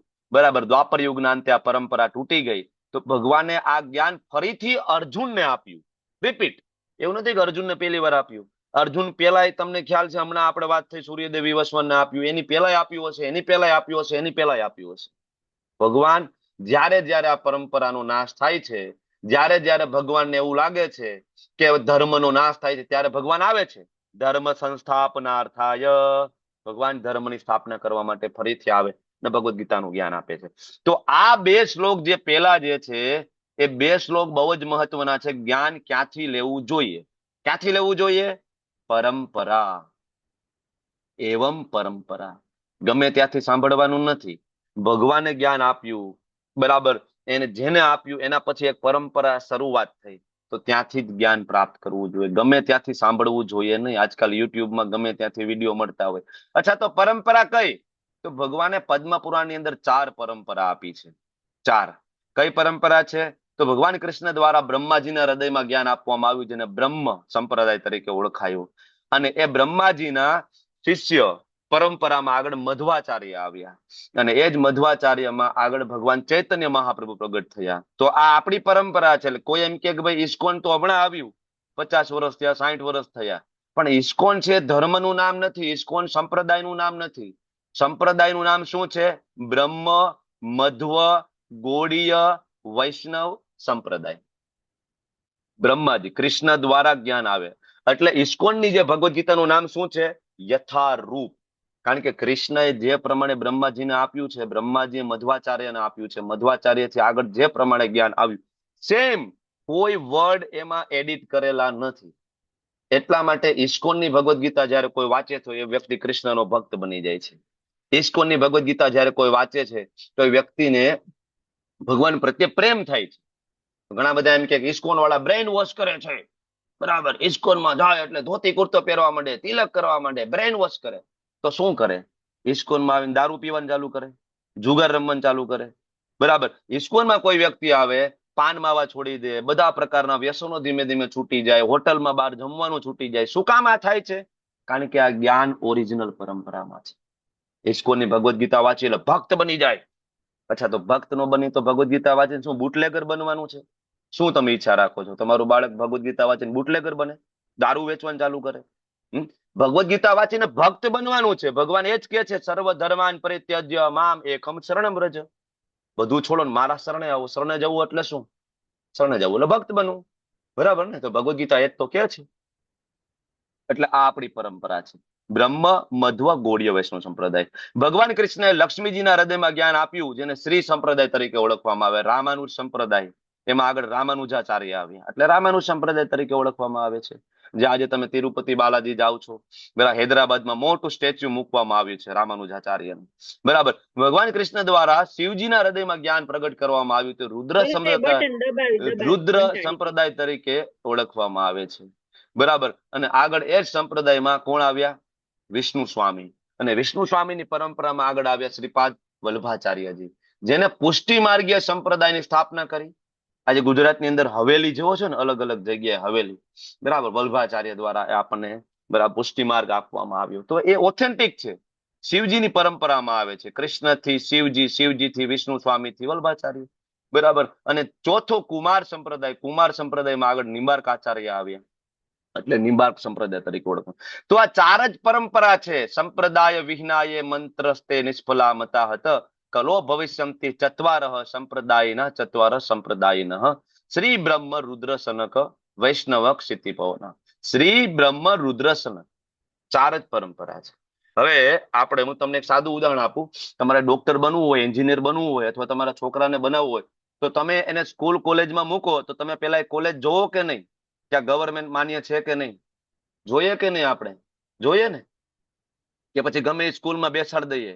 પેલા આપણે ચેક કરીએ કે ગવર્મેન્ટ માન્ય છે ને, સીબીએસઈ બોર્ડ, બરાબર, કે ગુજરાત બોર્ડની માન્ય સ્કૂલ તો છે ને, તો આપણે ભણવા મૂકીએ. એમ ભૌતિક જ્ઞાન લેવા માટે જેમ આપણે ચકાસણી કરીએ છીએ, એમાં આધ્યાત્મિક જ્ઞાન લેવા માટે આપણે ચેક કરવું પડે કે આ 4 યુનિવર્સિટીમાંથી કઈ યુનિવર્સિટી? બ્રહ્મ, શ્રી, રુદ્ર કે કુમાર? 5મી પરંપરા છે જ નહીં વિષ્ણુ તત્વને જાણવા માટેની. નથી. 5મી પરંપરા જ નથી. રામને જાણવા હોય, કૃષ્ણને જાણવા હોય, નારાયણને જાણવા હોય કે વિષ્ણુને જાણવા હોય, 5મી કોઈ પરંપરા છે જ નહીં, બરાબર. ઓરિજિનલ આ 4 જ પરંપરા છે, એમાંથી જ જ્ઞાન આવે છે. આમાંથી ઘણા પછી ફાટા પડીને જુદા પડી ગયા છે, જેને અપસંપ્રદાય કહેવામાં આવે છે, બરાબર. આ ઓરિજિનલ પરંપરા આ છે. ઓકે, તો આપણી પરંપરા, અમારા આચાર્ય શ્રી પ્રભુપાદજી, બરાબર, એમના ગુરુ તમે જો આખી પરંપરાના બધાના નામ છે ઇસ્કોનની અંદર. બરાબર, તમે આ જોવો છો ભગવાન ચૈતન્ય મહાપ્રભુ પ્રગટ થયા. બરાબર, એની આગળ પરંપરામાં તમે જાઓ તો અહીંયા જો મધ્વાચાર્ય, એમના ગુરુદેવ વેદ વ્યાસજી, એમના ગુરુદેવ નારદજી, નારદજીના ગુરુદેવ બ્રહ્માજી, ને બ્રહ્માજીના ગુરુ કૃષ્ણમ વંદે જગતગુરુ. એટલા માટે એને જગતગુરુ કહેવામાં આવે છે. કૃષ્ણમ વંદે જગતગુરુ અમસ્તા નથી, કારણ કે બધાના ગુરુ છે. અલ્ટિમેટલી એને બધાને જ્ઞાન ત્યાંથી આપ્યું છે, ત્યાંથી પરંપરાની શરૂઆત કરી છે, એટલે કૃષ્ણમ વંદે જગતગુરુ કહેવાય છે. ક્લિયર? તો ગમે ત્યાં સાંભળવાનું હોતું નથી, પરંપરા સિવાય નહીં સાંભળવાનું. કોઈ પ્રવચન આપતા હોય તો પેલા પૂછવાનું, ભાઈ તમારા ગુરુ મહારાજ કોણ, તમે કઈ પરંપરામાં આવો? આપણો પેલો પ્રશ્ન ત્યાં થવો જોઈએ. નહીતર શું થશે ખબર છે? બરાબર, પરંપરામાં નહીં હોય ને, ધારો કે કોઈ સ્કૂલ કોલેજ છે ગવર્મેન્ટ માન્ય હોય તો ગવર્મેન્ટ એને સિલેબસ આપે ને, કે પછી એની મન ફાવે એ ભણાવશે, ઈચ્છા પડશે એ ભણાવશે? એવું છે? ચાલે? એવું ના ચાલે ને. સ્કૂલની અંદર ગવર્મેન્ટ દ્વારા એક સિલેબસ આપવામાં આવે કે ભાઈ 10માં આટલા વિષય અને આટલા તમારે ચેપ્ટર ભણાવવાના. પણ કોઈ સ્કૂલ પોતાની મેળે બનાવશે ને ગવર્મેન્ટ માન્ય નહીં હોય તો એ ગમે એ ભણાવી શકે. એને રોકવા વાળું કોણ છે? બરાબર, પોતાને મજા આવશે ને પોતાને જે સારું ભણાવતા આવડતું હશે એ ભણાવશે, જે પોતાને અઘરું લાગશે એ મૂકી દેશે. બરાબર, એટલે ગવર્મેન્ટ માન્ય જે સ્કૂલ કોલેજમાં સિલેબસ આપવામાં આવે, એમ ભગવાન છે એ ગવર્મેન્ટ છે અહીંયા. અને ગવર્મેન્ટ માન્ય જે 4 યુનિવર્સિટી જે છે, આ 4, એમાં ભગવાને ઓથેન્ટિક સિલેબસ આપેલો છે કે આ સિલેબસ માંથી ભણાવવાનું છે. તમારી મન ઉઠી વાતો કરવાની નથી, ગમે તે જ્ઞાન આપ બેસવાનું નથી પીરસવા માટે. હું કહું એ પ્રમાણે પીરસવાનું છે. એટલે 4 પરંપરામાંથી જ્ઞાન લેવું જરૂરી છે. બરાબર, એટલા માટે બજારમાં 1000 પ્રકારની ભગવદ્ ગીતા છે. બરાબર, પણ એમાં સૌથી વધારે વંચાતી, બરાબર, અને યુનિવર્સિટીમાં ભણાતી એ ભગવદ્ ગીતા યથારૂપ છે. ભગવદ્ ગીતા યથારૂપ. કરોડોની સંખ્યામાં ભગવદ્ ગીતા છે એ વહેંચવામાં આવે છે, અને એના કારણે લાખોની સંખ્યામાં લોકો છે એ વૈષ્ણવ ધર્મ સ્વીકારે છે. આપણે કોઈને બંદૂકની, બરાબર, નળીએ કોઈને આપણે ધર્મ પરિવર્તન નથી કરાવતા. બરાબર, તમે જાઓ રશિયામાં જાઓ, યુક્રેનની અંદર જાઓ, જાપાનની અંદર જાઓ, અમેરિકા, લંડન. રશિયામાં તો જુવાળ ફાટી નીકળ્યો છે. રશિયામાં સેકન્ડ રિલિજન એટલે હરે કૃષ્ણ રિલિજન. ખબર છે તમને લોકોને? રશિયાનું એક પણ સિટી એવું નથી કે જ્યાં હરે કૃષ્ણની ગુરુકુળ નથી. ગુરુકુળ છે. નાના નાના બાળકો તમે જોવો છો ને, એમાં ત્યાં જાય છે ભણવા માટે. તો આ કોઈને કઈ બંદૂકના નાળથી ધર્મ પરિવર્તન નથી કરાવ્યું. આપણે બધાને ભગવદ્ ગીતા આપી, એ લોકોએ વાંચી, એ લોકોએ રિસર્ચ કર્યું કે સાચું છે કે ખોટું. એ લોકોએ વેદો વાંચ્યા, ઉપનિષદો વાંચ્યા, અને પછી જોયું કે આ પરફેક્ટ છે. બરાબર, કારણ કે આ જ્ઞાન પરંપરામાં છે. બરાબર, લાઈવ વાયર હોય તો ચાર્જિંગ થાય. અહીંથી વાયરને તમે કટ કરી નાખો તો મોબાઈલમાં ચાર્જિંગ ના થાય. બરાબર, એવી રીતના લાઈવ પરંપરામાંથી જ્ઞાન પ્રાપ્ત કરશો તો આમાં કંઈક ચાર્જિંગ થશે. બરાબર, નહીં તો આ ચાર્જિંગ નહીં થાય ને છેલ્લે બેટરી ડૂલ થઈ જશે. બરાબર, અત્યારે કેટલાય ને એટલે બેટરી ડૂલ થઈ ગયેલી છે. ઈચ્છા પડે એવું બધા લોકો પીરસી રહ્યા છે. લાઈવ વાયર સાથે કનેક્ટ થવું પડશે તો ચાર્જિંગ થશે. બરાબર, એટલે પરંપરા બહુ જરૂરી છે. સાદું ઉદાહરણ છે, એક વૃક્ષ ઉપરથી ફ્રૂટ તોડવું હોય, કેરી ધારો કે આંબો છે, ઉપરથી કેરી તોડવી હોય તો 2 પદ્ધતિ છે. એક તો તમે પાણો મારો અને કેરી નીચે પડે, ધૂળવાળી થાય, તૂટેલી તમને મળે. અને બીજું, તમારા વતી કોઈક ઉપર ચડી જાય અને ટોપલીમાં નાખીને તમને કેરી આપે નીચે, તો સારી મળશે ને ટોપલી વાળી કેરી. બરાબર, ધૂળ નહીં હોય, કાકરા નહીં હોય, ટોચાઈ નહીં ગયેલી હોય. તો આ પરંપરા છે કે આપણા માટે આચાર્ય છે એની ઉપરની પરંપરામાંથી જ્ઞાન પ્રાપ્ત કરીને આપણને આપશે, પોતાનું એડ કરશે નહીં. એટલે બહુ જરૂરી છે. હવે એક વસ્તુ થઈ ગઈ પરંપરા, બીજી વસ્તુ થઈ ગઈ કે લાયકાત શું. હમણાં મેં વાત કરી કે સ્કૂલ કોલેજોમાં આપણે એડમિશન લઈએ, ડોક્ટર બનવું હોય, એન્જિનિયર બનવું હોય તો ગવર્મેન્ટ માન્ય સ્કૂલમાં એડમિશન લેવું પડે. પણ ડોક્ટર બનવા માટેની લાયકાત તો જોઈએ ને, કે ગમે ત્યાં તમને એડમિશન આપી દેશે. 5મા ધોરણનો છોકરો જેને કહે છે કે ભાઈ મારે ડોક્ટર બનવું છે, MBBS ની કોલેજમાં એડમિશન આપશે કોલેજ વાળા? 5મા વાળાને, 7મા વાળાને, 10મા વાળાને, 11 કોમર્સ, બરાબર, 12 કોમર્સ, 12 આર્ટ્સ આપશે? નહીં આપે. ડોક્ટર બનવા માટે 12માં સાયન્સ રાખવું જરૂરી છે, અને એમાંય સારા પર્સન્ટેજ આવવા જરૂરી છે. બરાબર છે ને? કોઈને CA બનવું હોય તો બરાબર કોમર્સ, આર્ટ્સ, બરાબર, એને જે તે સ્ટ્રીમ લેવી પડશે ને. યોગ્યતા જોશે. તો ભગવદ્ ગીતાની યોગ્યતા શું સમજવા માટે? ત્યારે ભગવાન કહે છે સ એવાયમ મયા તે યોગ પ્રોક્ત પુરાતન ભક્તો અસી મે સખા ચેતી, કે જે કોઈ મારો ભક્ત બનશે, જે કોઈ મારો મિત્ર બનશે, મને પોતાનો મિત્ર માનશે, રહસ્યમ એતદ ઉત્તમમ, માત્ર હું તેમની સામે જ આ દિવ્ય રહસ્યને પ્રગટ કરીશ. સમજ્યા? એટલા માટે હજારો લોકો ભગવદ ગીતા વાંચે છે સમાજની અંદર. કેટલાય લોકો છે જે આપણને એમ લાગે કે આ ભગવદ ગીતા તો વાંચે છે, અલગ અલગ મત અને પંથવાળા વાંચે, પણ ભગવદ ગીતા વાંચે, માળા નહીં કરતા હોય, જપ નહીં કરતા હોય, ભગવાનને ભોગ નહીં લગાડતા હોય, કૃષ્ણને પૂર્ણ પુરુષોત્તમ તરીકે નહીં સ્વીકારતા હોય, રામને ભગવાન તરીકે નહીં સ્વીકારતા હોય. આવાય કેટલા છે વિરલાઓ. ભગવદ ગીતા વાંચશે ને એમ કે છે કૃષ્ણ ભગવાન નથી. અચ્છા, તો વેદ વ્યાસજીને ખબર નહોતી પડતી? ભગવાને પેલો શ્લોક બોલ્યો કૃષ્ણએ બીજા અધ્યાયમાં, ત્યારે વેદ વ્યાસજી લખ્યું શ્રી ભગવાન ઉવાચ, તો એને ખબર નહોતી પડતી. બરાબર ને? ભગવદ ગીતા નામ આપ્યું છે. આપણે વાત થઈ ગઈ કૃષ્ણ ગીતા નામ ન આપી શકાય? તો કૃષ્ણ ગીતા, માધવ ગીતા, શું કામ ભગવદ ગીતા આપ્યું? કારણ કે વેદ વ્યાસજીને ખબર છે કે આ ભગવાન છે, કૃષ્ણ છે, ભગવાન છે. છતાં આજે બરાબર કેટલા એવા વિરલાઓ છે, ના ના કૃષ્ણ ભગવાન નથી, કૃષ્ણએ ભગવદ ગીતા નથી બોલી. એ તો એની અંદર કોઈ પ્રવેશ કરી ગયું હતું, પરમાત્મા અંદરથી બોલતા હતા, અંદરથી કાલ બોલતા હતા. અચ્છા, કયો શ્લોક છે ભગવદ ગીતાનો? એક શ્લોક એવો બતાવો કે જેમાં ભગવદ ગીતામાં એવું કહ્યું હોય કૃષ્ણ ભગવાન નથી, બરાબર ને, કાલ ભગવાન છે, એને અંદરથી ભગવદ ગીતા બોલી છે, તો પરમાત્મા ભગવાન છે ને બોલી છે. ના, કૃષ્ણ એમ કે છે કાલ મારી શક્તિ છે અને પરમાત્મા મારામાંથી આવે છે. આગળ આવશે. તો એટલા માટે લોકો સમજી નથી શકતા. શું કામ નથી સમજી શકતા ભગવદ ગીતા? કારણ કે લોકો ભક્તો અસીમે સખા ચેતી, આ લાયકાત બરાબર એની નથી. ભગવાનને ભગવાન માની અને આપણે ભક્ત બનીએ તો ભગવદ ગીતા સમજાશે. જેમ તમે કોઈ ટીચર પાસે જશો, આપણે બીજા અધ્યાયમાં વાત કરી હતી કે ટીચર પાસે જઈને શરણાગત થવું પડે, બરાબર, કે ટીચર તમે મને શીખડાવો. ટીચરે આપણને કીધું કે ABCD આપણે બરાબર શીખી લીધું. આપણે કોઈ દી એની સામે દલીલ કરવા નથી ગયા, ના ના ઠીક છે ભાઈ, તમે ભણ્યા છો તો ભાઈ હું ભણ્યો છું, એમ તો મને ખબર પડે છે, આ તો ઘરેથી કીધું તો એટલે આવ્યો છું. તો કોઈ ટીચર ભણાવે નહીં, એનું રહસ્ય શીખડાવે નહીં. બરાબર, એટલે જો ઘણી બધી સ્કૂલોની અંદર જોવો કે ટીચરોના અમુક ફેવરિટ સ્ટુડન્ટ હોય, ફેવરિટ સ્ટુડન્ટ હોય તો એને ઇમ્પોર્ટન્ટ આપી દે, IMP આપે કે નહીં એક્ઝામ પહેલા, ભાઈ જો આ તું કરી લેજે, આ વારંવાર પૂછાય છે, પાયથાગોરસનો સિદ્ધાંત વારંવાર પૂછાય છે, તું પાકો કરી જ લેજે. શું કામ ભાઈ? આ વાય? કારણ કે એ માને છે ભક્તો અસીમે સખા ચેતી. ભૌતિક જગતમાં આ જોવા મળે છે. એ જ સેમ પદ્ધતિ ચાલે છે ભગવદ ગીતા શીખવા માટે.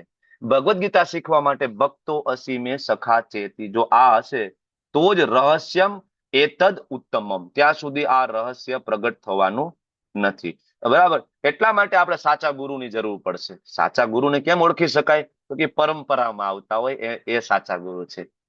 ગુરુ વૈષ્ણવ હોવા જોઈએ. પદ્મપુરાણની અંદર શ્લોક છે, બરાબર, સરસ મજાનો. ષટકર્મો નિપુણો વિપ્રો મંત્ર તંત્ર વિશારદ, અવૈષ્ણવો ગુરુ ન સ્યાદ, વૈષ્ણવો સ્વપચો ગુરુ. ચૈતન્ય ચરિતામૃતમાં પણ છે, કિબા વિપ્ર કિબા ન્યાસી શુદ્ર કેને નહીં, એ કૃષ્ણ તત્વ વેતા સે ગુરુ હોય. કોણ ગુરુ બની શકે? બરાબર, આપણે આજકાલ તો બધાને ગુરુ બનવાનો શોખ છે, જ્યાં જોવો ને યુટ્યુબમાં બધાને ગુરુ બનવું છે. ગુરુ કોઈ પણ વ્યક્તિ નથી બની શકતો, ગુરુ માટેની લાયકાત છે. બરાબર, એટલે અહીંયા અર્જુન ના ગુરુ પદ ઉપર ભગવાન સ્વયં બિરાજમાન થયા છે અને ભગવાન એક પરંપરા આપી છે આપણા માટે. બરાબર, 4 પરંપરા કે આપણે એમાંથી ગુરુ સ્વીકાર કરવાના છે, ત્યાંથી ભગવદ ગીતા નું જ્ઞાન લેવાનું છે. હવે ભગવાને જયારે એમ કીધું કે અર્જુન મેં આ જ્ઞાન વિવસ્વાનને આપ્યું. કોને? વિવસ્વાનને. વિવસ્વાને મનુને આપ્યું, મનુએ ઈક્ષ્વાકુ મહારાજને આપ્યું. તો હમણાં અહીંયા બરાબર ધારો કે કોઈ નવા પાર્ટિસિપેન્ટ એને તરત ડાઉટ થાય કે નહીં કે કૃષ્ણ દ્વાપરના અંતે આવ્યા, અમને ખબર છે મથુરાની જેલમાં કૃષ્ણનો જન્મ થયો, અમે તો ગીતે ગાય છે, જન્માષ્ટમીની ઉજવણી કરીએ છીએ. તમે એમ કહો છો કે ત્રેતા યુગમાં ભગવદ ગીતા કેવી રીતના આવી? ભાઈ કૃષ્ણ હતા જ નહીં, બરાબર, તો કેવી રીતના વિવસ્વાનને જ્ઞાન આપવા ગયા? ઈક્ષ્વાકુ મનુ મહારાજને કેવી રીતના જ્ઞાન મળ્યું? પ્રશ્ન થાય ને આવો આપણને, બરાબર. એટલે આપણો પ્રશ્ન અર્જુન પૂછે છે 4થા શ્લોકમાં. જો ભગવદ ગીતા સમજવાની એક પદ્ધતિ છે. ભગવદ ગીતામાં જેટલા પણ પ્રશ્ન પૂછાય છે અર્જુન દ્વારા, એ આપણા વતી પૂછાય છે. આપણા વતી અર્જુન પૂછે છે, તમારા મારા વતી. અને ભગવાન જે જ્ઞાન આપે છે એ અર્જુન મારફતે આપણને આપે છે. જ્યારે ભગવાન એમ કહે ને કે હે પાર્થ, ત્યારે સમજવું કે ભગવાન એકચ્યુઅલી આપણને કહે છે. હવે શું કામ ભગવાન આવું કહે છે, વાયા જ્ઞાન આપે છે, એ હું તમને આગળ કહીશ. ડાયરેક્ટ કેમ આપણને નથી કહેતા, વાયા વાયા શું કામ કહે છે, તમને આગળ કહીશ. હવે અર્જુન ભગવાને, જો ભગવાન અને ભક્ત વચ્ચેનો કેટલો સંબંધ, બરાબર, તમે જોવો, મોકળાશ જોવો સંબંધની. સીધે સીધું અર્જુન સ્વીકારી નથી લેતું. અર્જુને પ્રશ્ન પૂછી લીધો, કારણ કે એને ખબર હતી કે અર્જુનને તો વિશ્વાસ છે, એટલે અર્જુન તો 10મા અધ્યાયમાં કહી દેશે પરમ બ્રહ્મ પરમ ધામ, તમે જ પરમ બ્રહ્મ છો, તમે નારાયણ છો, મને ખબર છે. પણ આપણને વિશ્વાસ નથી ભગવાન ઉપર, એટલે અર્જુન પૂછી લે છે કૃષ્ણને કે તમે કયો છો બરાબર કે મેં વિવસ્વાનને આપ્યું. કેવી રીતના? અપરમ ભવતો જન્મ પરમ જન્મ વિવસ્વત. અરે વિવસ્વાનનો જન્મ તો તમારી પહેલા થયો, તમે તો એના કરતા નાના છો, બરાબર. તમારો ને મારો જન્મ તો હારે થયો છે. અર્જુન શું કહે છે કૃષ્ણને?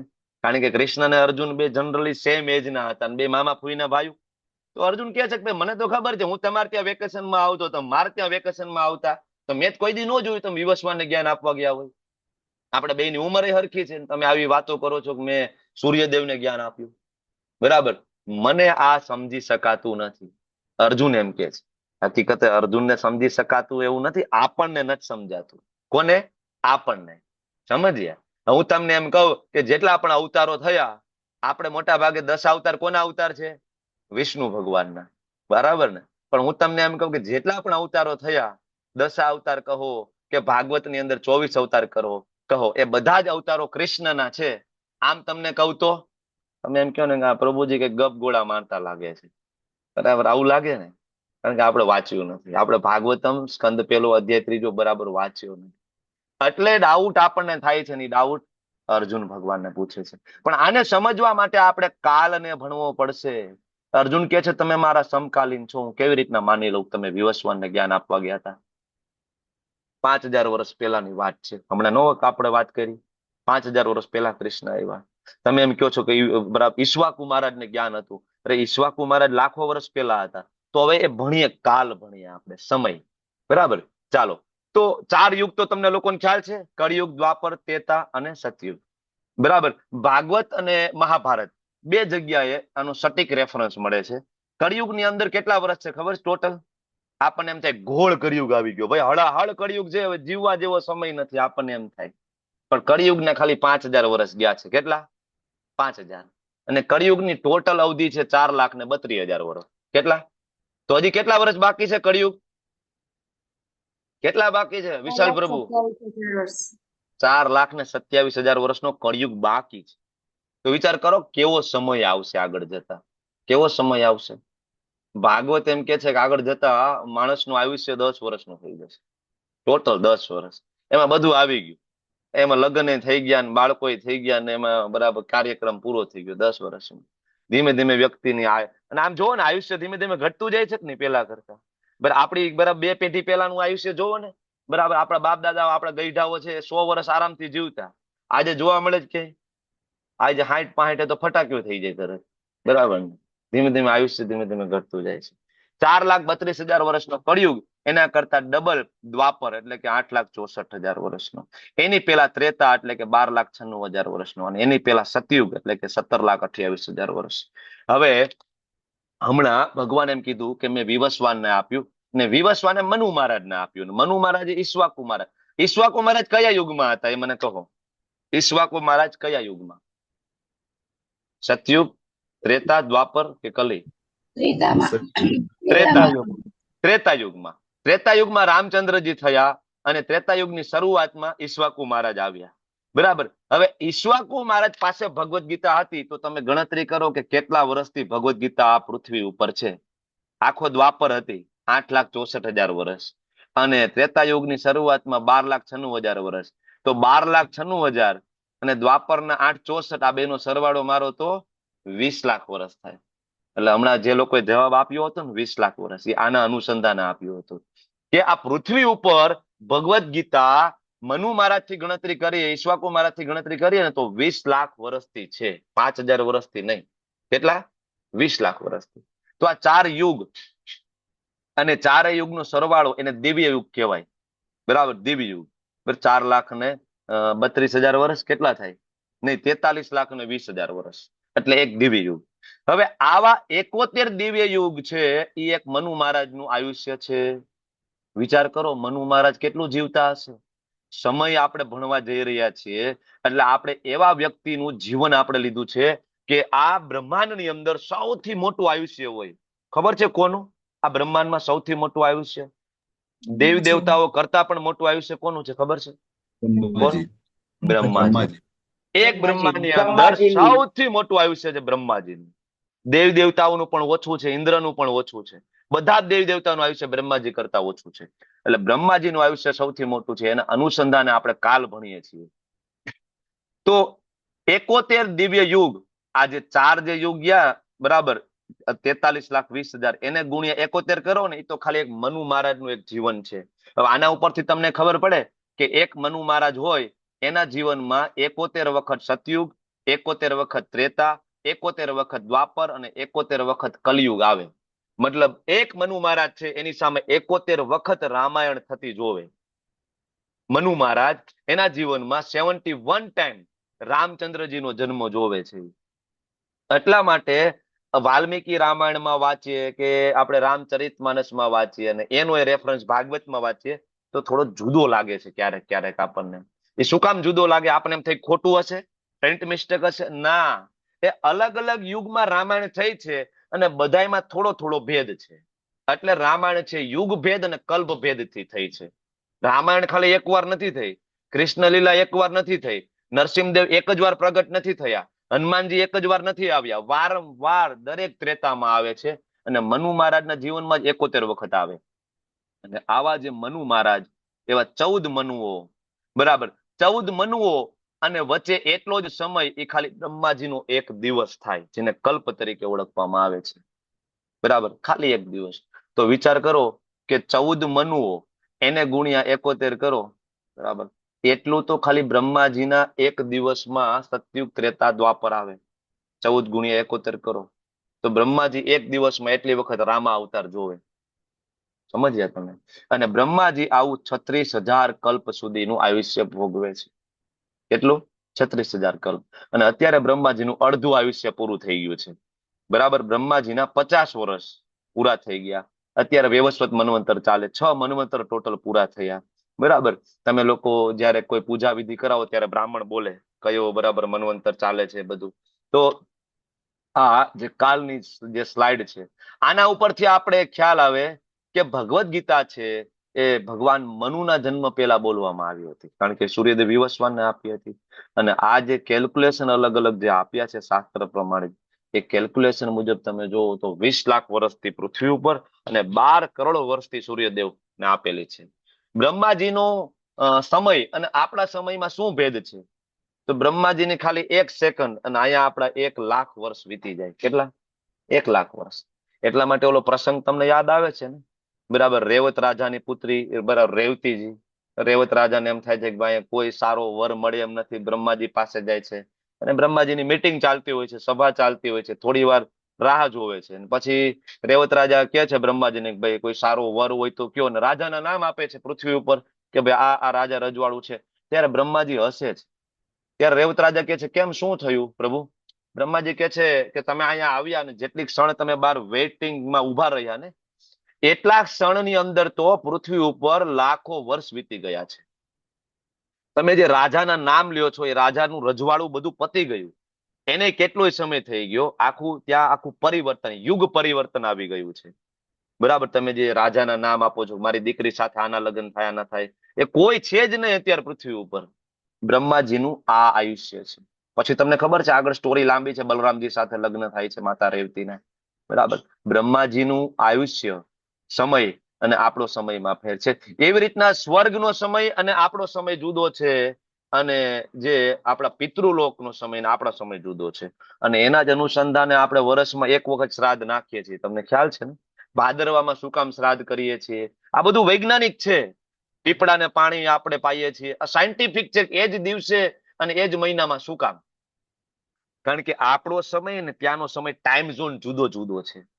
તમારે અમેરિકામાં તમારો કોઈ મિત્ર હોય, એને તમારે ફોન કરવો હોય તો તમે રાતે 11 વાગે ફોન કરો ને તો ન્યા એ બરાબર એને કહેવાય સવાર થઈ હોય. બરાબર, મારો એક ફ્રેન્ડ છે એનો કાલે ફોન આવ્યો તો વાત કરતા, તમે કેટલા વાગ્યા? તો કે સવારે. મારે અહીં લગભગ રાતના 9 વાગ્યા હતા, એને લગભગ 11:30 સવારના વાગ્યા હતા. તો એને તમારે વાત કરવી હોય તમારે રાત્રે વાત કરવી પડે. બરાબર, અત્યારે તમે ફોન કરો ત્યાં રાત હોય, સુતા હોય, ટાઈમ ઝોન. તો આવી રીતના જેમ પૃથ્વી ઉપર ટાઈમ ઝોન જુદા જુદા ચાલે છે, એમ અલગ અલગ ગ્રહ મંડળો, અલગ અલગ લોકના ટાઈમ ઝોન જુદા જુદા છે, જેને ક્વોન્ટમ ફિઝિક્સ તરીકે ઓળખવામાં આવે છે. અને એનો સ્વીકાર કર્યો છે ઇવન સાયન્ટિસ્ટોએ. આલ્બર્ટ આઇન્સ્ટાઈન આ બધા થઈ ગયા સાયન્ટિસ્ટો, એને પણ આના ઉપર આખી થિયરી લખેલી છે, બ્લેક હોલ થિયરી. બરાબર. તો આ મહાભારતના શાંતિ પર્વનો શ્લોક લઈને આપણે આ સાબિત કર્યું કે ગીતા છે એ આદિ અનાદિ છે. પૃથ્વી ઉપર આ જે ચતુર્યુગીની વાત કરો તો 20 લાખ વર્ષથી છે. ભગવાન એ જ જવાબ અર્જુનને આપે છે. શ્રી ભગવાન ઉવાચ બહુની મે વ્યતીતાની જન્માની તવ ચાર્જુન તાન્યહમ વેદ સર્વાણી નતમ વેથ પરંતપ. હવે ભગવાને અર્જુનને કીધું, અર્જુન તું ભૂલી ગયો છે, તને યાદ નથી. કારણ કે અર્જુન એ બીજું કોઈ નથી. અર્જુન છે એ ભગવાન સાથે નર નારાયણ સ્વરૂપે આવેલા હતા. ખબર છે ને? નર અને નારાયણ, એમાં નર એટલે અર્જુન હતા, નારાયણ એટલે ભગવાન પોતે. ભગવાન કહે છે કે અર્જુન તું ભૂલી ગયો. અત્યારે તું મને પૂછે છો કે મેં વિવસ્વાનને આ જ્ઞાન કેવી રીતના આપ્યું, બરાબર, પણ તું ભૂલી ગયો છે. કારણ કે આપણે નર નારાયણ તરીકે આવે, તું ભૂલી ગયો કારણ કે તું જીવ છો અને હું ભગવાન છું. ભગવાન કહે છે મને અનેક જન્મો યાદ રહે છે પણ તું ભૂલી જઈશ. બરાબર. કારણ કે ભગવાન છે એ આદિ અને અનાદિ છે. એટલે બ્રહ્માજી બ્રહ્મ સંહિતામાં લખે છે, ઈશ્વર પરમ કૃષ્ણ સચ્ચિદાનંદ વિગ્રહ અનાદિરાદિર ગોવિંદમ. બરાબર. અનાદિરાદિર ગોવિંદમ સર્વ કારણમ ગોવિંદમ આદિ પુરુષમ તમહમ ભજામી. ભગવાનનો કોઈ જન્મ નથી. હવે ખબર પડી તમને? તો આગળ ભગવાન 6થા શ્લોકમાં એ જ વસ્તુ કહે છે. જો આ સમજવું મુશ્કેલ છે, આજ સુધી આપણને કોઈ આ વસ્તુ સમજાવી નથી. બરાબર. આપણને બધા એવું કીધું છે કે દ્વાપર યુગમાં કૃષ્ણનો જન્મ થયો, મથુરાની જેલમાં આવે, એને લીલા કહેવાય. ભગવાન અલગ અલગ અવતારો ધારણ કરે, અલગ અલગ યુગની અંદર એના ભક્તોનો ઉદ્ધાર કરવા માટે લીલા કરે. એટલે ભગવાન હવે 6થા શ્લોકમાં કહે છે, અર્જુનને ડાઉટ હતો ને, એટલે ભગવાન કહે છે અર્જુન સાંભળી લે, અજો અપી સન અવે આત્મા ભૂતાનામ ઈશ્વરો અપી સન. અર્જુન હું અજ છું. અજ એટલે જેનો કોઈ દી જન્મ જ ના થાય. અજ એટલે અજન્મા. હું અજન્મા છું. અવ્યય આત્મા, મારા શરીરનો કોઈ દી નાશ થતો નથી કારણ કે મારો દેહ દિવ્ય છે. ભગવાનના શરીરનો નાશ નથી થતો. ઘણા બધા એમ કે તો પછી ઓલા પારધીએ બાણ માર્યું ભાલકા તીર્થમાં અને ભગવાનના અંગૂઠામાં તીર લાગ્યું, ભગવાન તો મરી ગયા. ભગવાન કે અવ્યય આત્મા, મારા દિવ્ય દેહનો નાશ નથી થતો. એક લીલા છે. ભાગવતમની અંદર વિસ્તારપૂર્વક વર્ણન છે કે ભગવાન કેવી રીતના ભગવત ધામ ગયા. બરાબર. અને ભગવાન કહે છે ભૂતાનામ ઈશ્વરો અપી સન, હું સર્વ જીવોનો સ્વામી છું. દરેક જીવોનો, બધાનો. બરાબર. ભગવાનને શું માર્કેટિંગ કરવું છે? નહીં. આપણા પિતાજી છે એટલે આપણને કહે છે પ્રકૃતિ સ્વામ અધિષ્ઠાય સંભવામી આત્મમાયયા. ભગવાન કે હું આત્મમાયયા, હું મારી પોતાની દિવ્ય શક્તિ દ્વારા મૂળ રૂપમાં દરેક વખતે પ્રગટ થાઉં છું. આપણા જેવું નથી ભગવાનનું. ભગવાન પોતે નક્કી કરે છે કે કોણ માતા પિતા હશે, કઈ જગ્યા, કયું લોકેશન. એટલે ભગવાનના જેટલા પણ અવતારો થયા, જો ભાગવતમ અને પુરાણો વેદ વ્યાસજી દ્વારા રચિત છે, 5000 વર્ષ જૂના છે. બરાબર. પછી જે બુદ્ધ અવતાર થયો એને 2500 વર્ષ થયા. પણ ભાગવતમ ની અંદર, ભવિષ્ય પુરાણ ની અંદર એ લખેલું છે કે બુદ્ધ અવતાર ક્યારે થયો. બરાબર. એના વિશે વિસ્તારપૂર્વક વર્ણન છે. અને હજી કલ્કી અવતાર તો થયો નથી ને, તો કલ્કી અવતાર વિશે પણ વર્ણન છે કે ક્યારે થશે, કયા કુળમાં આવશે અને શું ઉદ્દેશ્ય હશે. ભવિષ્ય પુરાણ ની અંદર છે, ભાગવતમ ની અંદર છે. બરાબર. અલગ અલગ કેટલી બધી જગ્યાએ રેફરન્સ મળે છે. ભગવાન પોતાની આત્મમાયા, એમ વસુદેવ અને દેવકીજી એમને પોતે ખૂબ તપશ્ચર્યા કરી હતી. ભગવાને 3 વખત એમને ખોળે પ્રગટ થવાનું વરદાન આપ્યું હતું. આ 3જી વખત છે. આની પહેલા ભગવાન 2 વખત આવી ગયા છે. અને આ ભગવાન આવ્યા વસુદેવ દેવકીજીને ત્યાં, એની પહેલા ચતુર્ભુજ સ્વરૂપે આવ્યા હતા. ભાગવતમ ની અંદર લખ્યું છે પહેલા તો ચતુર્ભુજ સ્વરૂપે આવ્યા. પછી વસુદેવ દેવકીજીએ કીધું કે નહીં, અમે તો તમને બાળ સ્વરૂપમાં પ્રેમ કરીએ છીએ. ત્યારે ભગવાન કૃષ્ણ સ્વરૂપે પછી પ્રગટ થયા. તો આના ઉપરથી ખબર પડે કે ભગવાનનો કોઈ જન્મ નથી. ભગવાન જન્મ લેતા નથી. બરાબર. ભગવાન અવતાર ગ્રહણ કરે છે આપણા માટે. એટલે ભગવાન આગળ કહે છે, શું કહે છે? યદા યદા હિ ધર્મસ્ય ગ્લાનિર્ભવતિ ભારત અભ્યુત્થાનમ ધર્મસ્ય તદાત્માનમ સૃજામ્યહમ. તદાત્માનમ સૃજામ્યહમ. અહીંયા એવું નથી કહેતા હું જન્મ લઉં છું. સૃજામી, સૃજામી એટલે હું અવતાર ગ્રહણ કરું છું. હું આવું છું. ક્યારે ક્યારે? ધર્મસ્ય ગ્લાની, જ્યારે જ્યારે ધર્મની ગ્લાની થાય છે. બરાબર. જ્યારે જ્યારે ધર્મની ગ્લાની, અભ્યુત્થાન અધર્મસ્ય, અધર્મનું જ્યારે વર્ચસ્વ જામે છે, ભગવાન ત્યારે આવે છે. ભગવાન વારંવાર નરસિંહ, વરાહ, કૂર્મ, મત્સ્ય, કલ્કી, બુદ્ધ, રામા અવતાર, પરશુરામ, વામન, ભગવાન આવે છે આના માટે. ભગવાન આવે છે જયારે ખબર પડી કે કંસનો હાહાકાર થઈ ગયો છે, ત્યારે એમના ભક્ત દેવકીજી ને વસુદેવને પ્રસન્ન કરવા માટે ભગવાન આવે છે. બરાબર. સૃજામી, બરાબર, અધર્મ, બરાબર, ત્યારે ધર્મની સ્થાપના કરવા માટે ભગવાન આવે છે. ભગવાન કોઈ જન્મ લેતા નથી. એટલે આ અલગ અલગ ભગવાનના દશા અવતાર છે જે તમે લોકો જાણો છો. બરાબર. તો ભગવાન આવી જ રીતના ગઈકાલે તમે પ્રશ્ન પૂછ્યો હતો ને, ભગવાન કળિયુગમાં પણ આવ્યા 8 થી 500 વર્ષ પહેલા. પણ એ ગોલ એક જ હતો, હરિનામનો પ્રચાર. ભગવાન શ્રી ચૈતન્ય મહાપ્રભુ. આનું વિસ્તારપૂર્વક વર્ણન 14મા અધ્યાયમાં આપણે કરવાના છીએ. બરાબર. તો ભગવાન શું કામ આવે છે? ત્યારે ભગવાન પોતાનું મિશન કહે છે. ભગવાનનું મિશન શું છે? પરિત્રાણાય સાધુ નામ. સાધુ એટલે ભગવાનના ભક્તો. ભગવાન કહે છે હું મારા ભક્તોનો ઉદ્ધાર કરવા માટે આવું છું. બીજું, વિનાશાય ચ દુષ્કૃતામ, જે દુષ્ટો છે એનો નાશ કરવા માટે આવું છું. ત્રીજું, ધર્મ સંસ્થાપનાર્થાય, ધર્મની પુનઃ સ્થાપના કરવા. ભગવાનના 3 મિશન છે. સમજ્યા? શું કામ ભગવાન આપણને આ 3 મિશન કહે છે? ભગવાન એટલા માટે કહે છે કે આપણે એ મિશનની અંદર સહભાગી થાય. ભગવાનના મિશન જે છે, દુષ્ટોનો નાશ કરવો, ધર્મની સ્થાપના કરવી. તો દુષ્ટનો નાશ, બરાબર, એ સમયે તો મહાભારત થયું ને તલવારથી થયું. આજે પેનથી થાય. આજે ધર્મની સ્થાપના કેવી રીતના થાય? પેનથી થાય. આજે ભગવદ ગીતાના પ્રચાર પ્રસારથી થાય. બરાબર. પ્રભુપાદે કરીને, બરાબર, પ્રભુપાદ પેલા ઇવન એમના જ ગુરુ ભાઈઓ છે 30 વર્ષ પહેલા ગયા હતા, પણ બધા ફેલ ગયા, પ્રચાર પ્રસાર ના કરી શક્યા. બરાબર. પ્રભુપાદ અમેરિકા ગયા, અને ભગવદ ગીતાના બળે આજે વિશ્વનો એક પણ દેશ એવો નથી કે જ્યાં વૈષ્ણવ નથી, જે હરે કૃષ્ણ મુવમેન્ટ સાથે જોડાયેલા વૈષ્ણવ, રાધા કૃષ્ણના ભક્તો નથી, એવો એક પણ દેશ આજે નથી. બરાબર. ધર્મની સ્થાપના કરવા માટે ભગવાન પોતે આવે છે, અથવા તો ભગવાન પોતાના ભક્તોને મોકલે છે. બરાબર. તો ભગવાન આવે છે, શેના માટે આવે છે? પરિત્રાણાય સાધુ નામ. બરાબર. ભગવાન રામચંદ્રજી આવે છે એના ભક્તોને પ્રસન્ન કરવા માટે, સબરીના બોર ખાવા માટે આવે. સબરીના ગુરુ, માતા સબરીના ગુરુ માતંગ ઋષિએ કીધું હતું કે એક દિવસ રામચંદ્રજી આવશે. રામ એટલા માટે આવે. કૃષ્ણ આવે છે શું કામ? તો કે એ જ રામા અવતારમાં બધા સાધુઓ અને રામચંદ્રજીનું મુખમંડળ જોઈને મોહિત થઈ ગયા હતા. કાશ અમારા પતિ હોત તો. રામચંદ્રજી કે આ વખતે હું મર્યાદા પુરુષોત્તમ છું, એક જ પત્ની સીતાજી, જાનકીજી. પણ હા, હું કૃષ્ણ અવતારમાં આવીશું, બરાબર, દ્વાપરના અંતે, ત્યારે તમને બધાને ગ્રહણ કરીશ. તો ભગવાન 16,108 રાણીઓ ગ્રહણ કરે ને લાખો ગોપીઓ ગ્રહણ કરે છે. તો એ ગોપીઓ અને રાણીઓ બીજું કોઈ નહોતું. બરાબર ને? અને ભગવાન નરસિંહદેવ આવે છે, ભગવાન, બરાબર, એના જે પ્રિય ભક્ત પ્રહલાદ મહારાજને પ્રસન્ન કરવા માટે. ભગવાન પોતાના માટે સહન કરી લે, ભગવાન એના ભક્તો માટે સહન કરતા નથી. તો ભગવાન અવતાર લે છે. બરાબર. તો હવે જાણવાથી ફાયદો શું?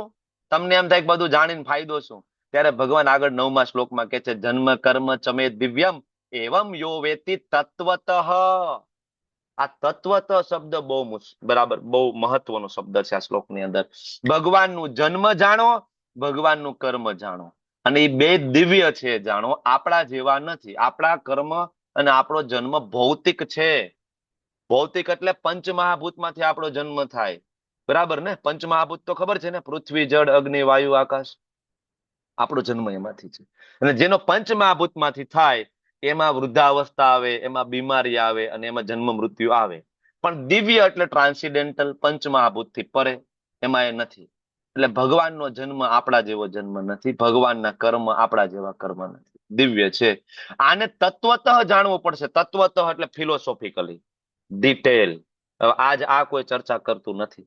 7 દિવસની ભાગવત કથા અલગ અલગ જગ્યાએ થાય. નંદ ઘેરા, નંદ ભયો, બરાબર, ચાલે. અને પછી તો કે ભાઈ રૂકમણી વિવાહ ચાલે, બધા આવો, ભેટ લઈને આવો, બધા ભેટ લઈને આવે, રૂકમણીજીના ને બરાબર દ્વારકાધીશના વિવાહ બધું કરાવશે. પણ ક્યાંય ભાગવતમનો સ્કંદ 1 અને સ્કંદ 2 વિશે કોઈ ચર્ચા જ નથી. બરાબર. ભગવાન કૃષ્ણ કોણ છે આની ચર્ચા નથી. આખું ભાગવતમ સાંભળી લો, ભગવાન તો બધા એક જ છે, ભગવાન તો બધા સરખા જ છે. ક્યાં લખ્યું છે? ક્યાં શ્લોક આપ્યો ભગવદ ગીતાની અંદર? ભગવદ ગીતામાં બહુ જ ક્લિયર છે ભગવાન કોણ છે. શિવજી બહુ જ ક્લિયર છે. 12 મહાજનોમાં બ્રહ્માજી, શિવજી, આ બધા મહાજનો જે છે. શિવજી પોતે દેવોના દેવ મહાદેવ. પદ્મ પુરાણ, પાતાલખંડ વાંચો, બહુ ક્લિયર છે. બરાબર. સ્કંદ પુરાણ વાંચો, બહુ ક્લિયર છે. શ્રીમદ ભાગવતમ સ્કંદ 4 રુદ્ર ગીત, શિવજી દ્વારા ગીત ગવાયેલું છે ભગવાન માટે, બહુ ક્લિયર છે ભગવાન કોણ છે. છતાં લોકો વાત કરતા નથી. શું કામ? કારણ કે બહુ ફિલોસોફિકલી વાત કરે તો લોકો ભાગી જાય. એટલે મજા આવે એવું મનોરંજન પીરસવાનું હોય, પાછળ બેકગ્રાઉન્ડમાં ગીત વાગતું હોય ને બધા એ ડિસ્કો કરતા હોય ને બરાબર. રાધા ક્યુ ગોરી મેં ક્યુ કાલા બધું હાલતું હોય. હવે રાધા ક્યુ ગોરી મેં ક્યુ કાલા એ હાલતું જ હોય. તત્વતઃ જાણે જ નહીં. તત્વતઃ જ્યાં સુધી તમે નહીં જાણો ત્યાં સુધી શું થશે?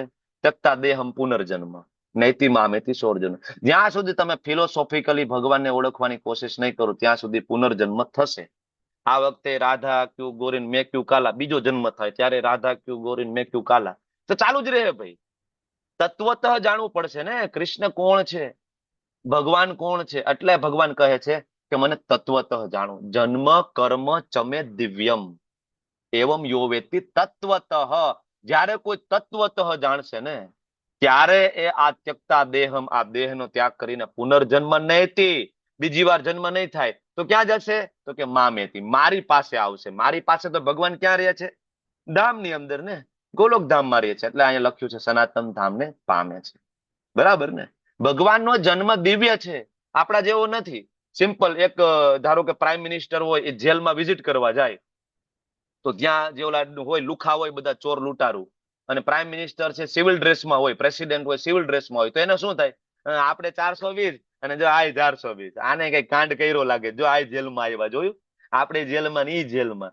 પણ પ્રાઇમ મિનિસ્ટર કે પ્રેસિડેન્ટ જેલની વિઝિટ શેના માટે કરે? ત્યાં જઈને જેલરને પૂછે કેટલા કેદી છે, કોઈનું ચાલ ચલન સુધારા ઉપર છે તો જેલર આખો રિપોર્ટ આપે કે આ ભાઈ ફલાણા ફલાણા ભાઈ છે બરાબર, એને કહેવાય 5 વર્ષથી જેલમાં છે ને સજા 18 વર્ષની છે પણ વર્તન બહુ સારું છે, સુધારો બહુ છે. તો પ્રેસિડેન્ટ શું કે આ એક કામ કરો ભાઈ એને આવતા વર્ષે છોડી દો, સજા માફ. તમને ખબર છે ને પ્રેસિડેન્ટ તો ફાંસીની સજા માફ કરી શકે? ખબર છે કે નથી ખબર તમને લોકોને? બરાબર. તો એટલા માટે પ્રાઇમ મિનિસ્ટર પ્રેસિડેન્ટ જેલની વિઝિટ કરે કે ત્યાં જઈને લોકોનો ઉદ્ધાર કરી શકે. ભગવાન એટલા માટે આ જગતમાં આવે. રામ અવતાર, કૃષ્ણ અવતાર, નરસિંહ વરાહ એટલા માટે આવે. આવીને માયાદેવીને પૂછે કોઈ સુધરે એમ છે? માયાદેવી કે હા ભાઈ 148 જણા છે લેવલ 1 ના ક્લાસમાં.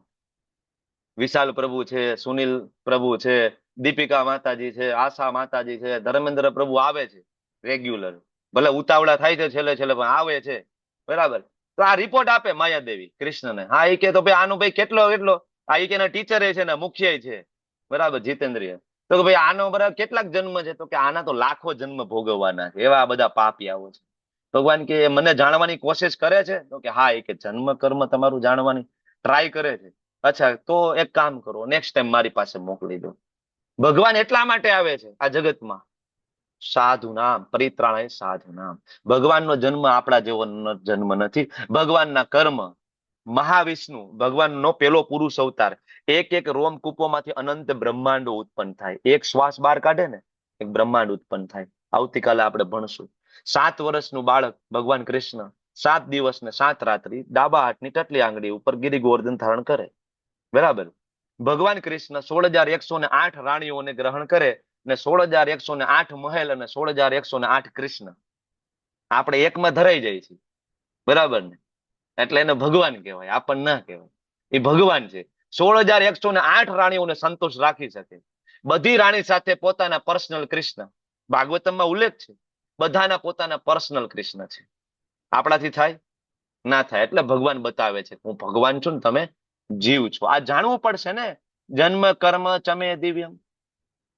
ભગવાન કૃષ્ણએ માખણ ચોર્યું પણ શું કામ ચોર્યું માખણ? જાણવું પડશે ને. માતા યશોદાએ દામોદર લીલા કરીને ભગવાનને બાંધી દીધા દોરીથી. 2 આંગળ દોરી દર વખતે ટૂંકી પડે છે. કોઈ સમજાવ્યું શું કામ 2 આંગળ દોરી ટૂંકી પડે છે? એને કહેવાય તત્વતઃ જાણવું. એ જાણવાનું છે. તમે જ્યાં સુધી તત્વતઃ સમજવાની કોશિશ નહીં કરો કૃષ્ણની મહાનતા જ ખબર નહીં પડે. તમને એ જ નહીં ખબર પડે કૃષ્ણ ભગવાન છે. બરાબર. કેટલાય લોકો ભાગવતમ સાંભળે છે બરાબર અને ઘરે આવીને પછી કાજુ કડિયા બધાને વેચે. કોઈ જીવનમાં પરિવર્તન નથી આવતું. આવે છે એ જ પાછી ચાડી ચુગલી કરવાની, ગુસ્સો કરવાનો, ખોટું બોલવાનું, કાળા બજારી કરવાની. કઈ સુધારો આવે છે? શું કામ નથી આવતું? વાય? કારણ કે ત્યાં તત્વતઃ ચર્ચા થતી નથી. એટલા માટે અમારા આચાર્ય પ્રભુપાદ કહે છે કે પહેલા ભગવદ્ ગીતા વાંચો. જ્યાં સુધી તમે ભગવદ્ ગીતા વાંચીને સમજશો નહીં ને ત્યાં સુધી તમે ભાગવતમ નહીં સમજી શકો.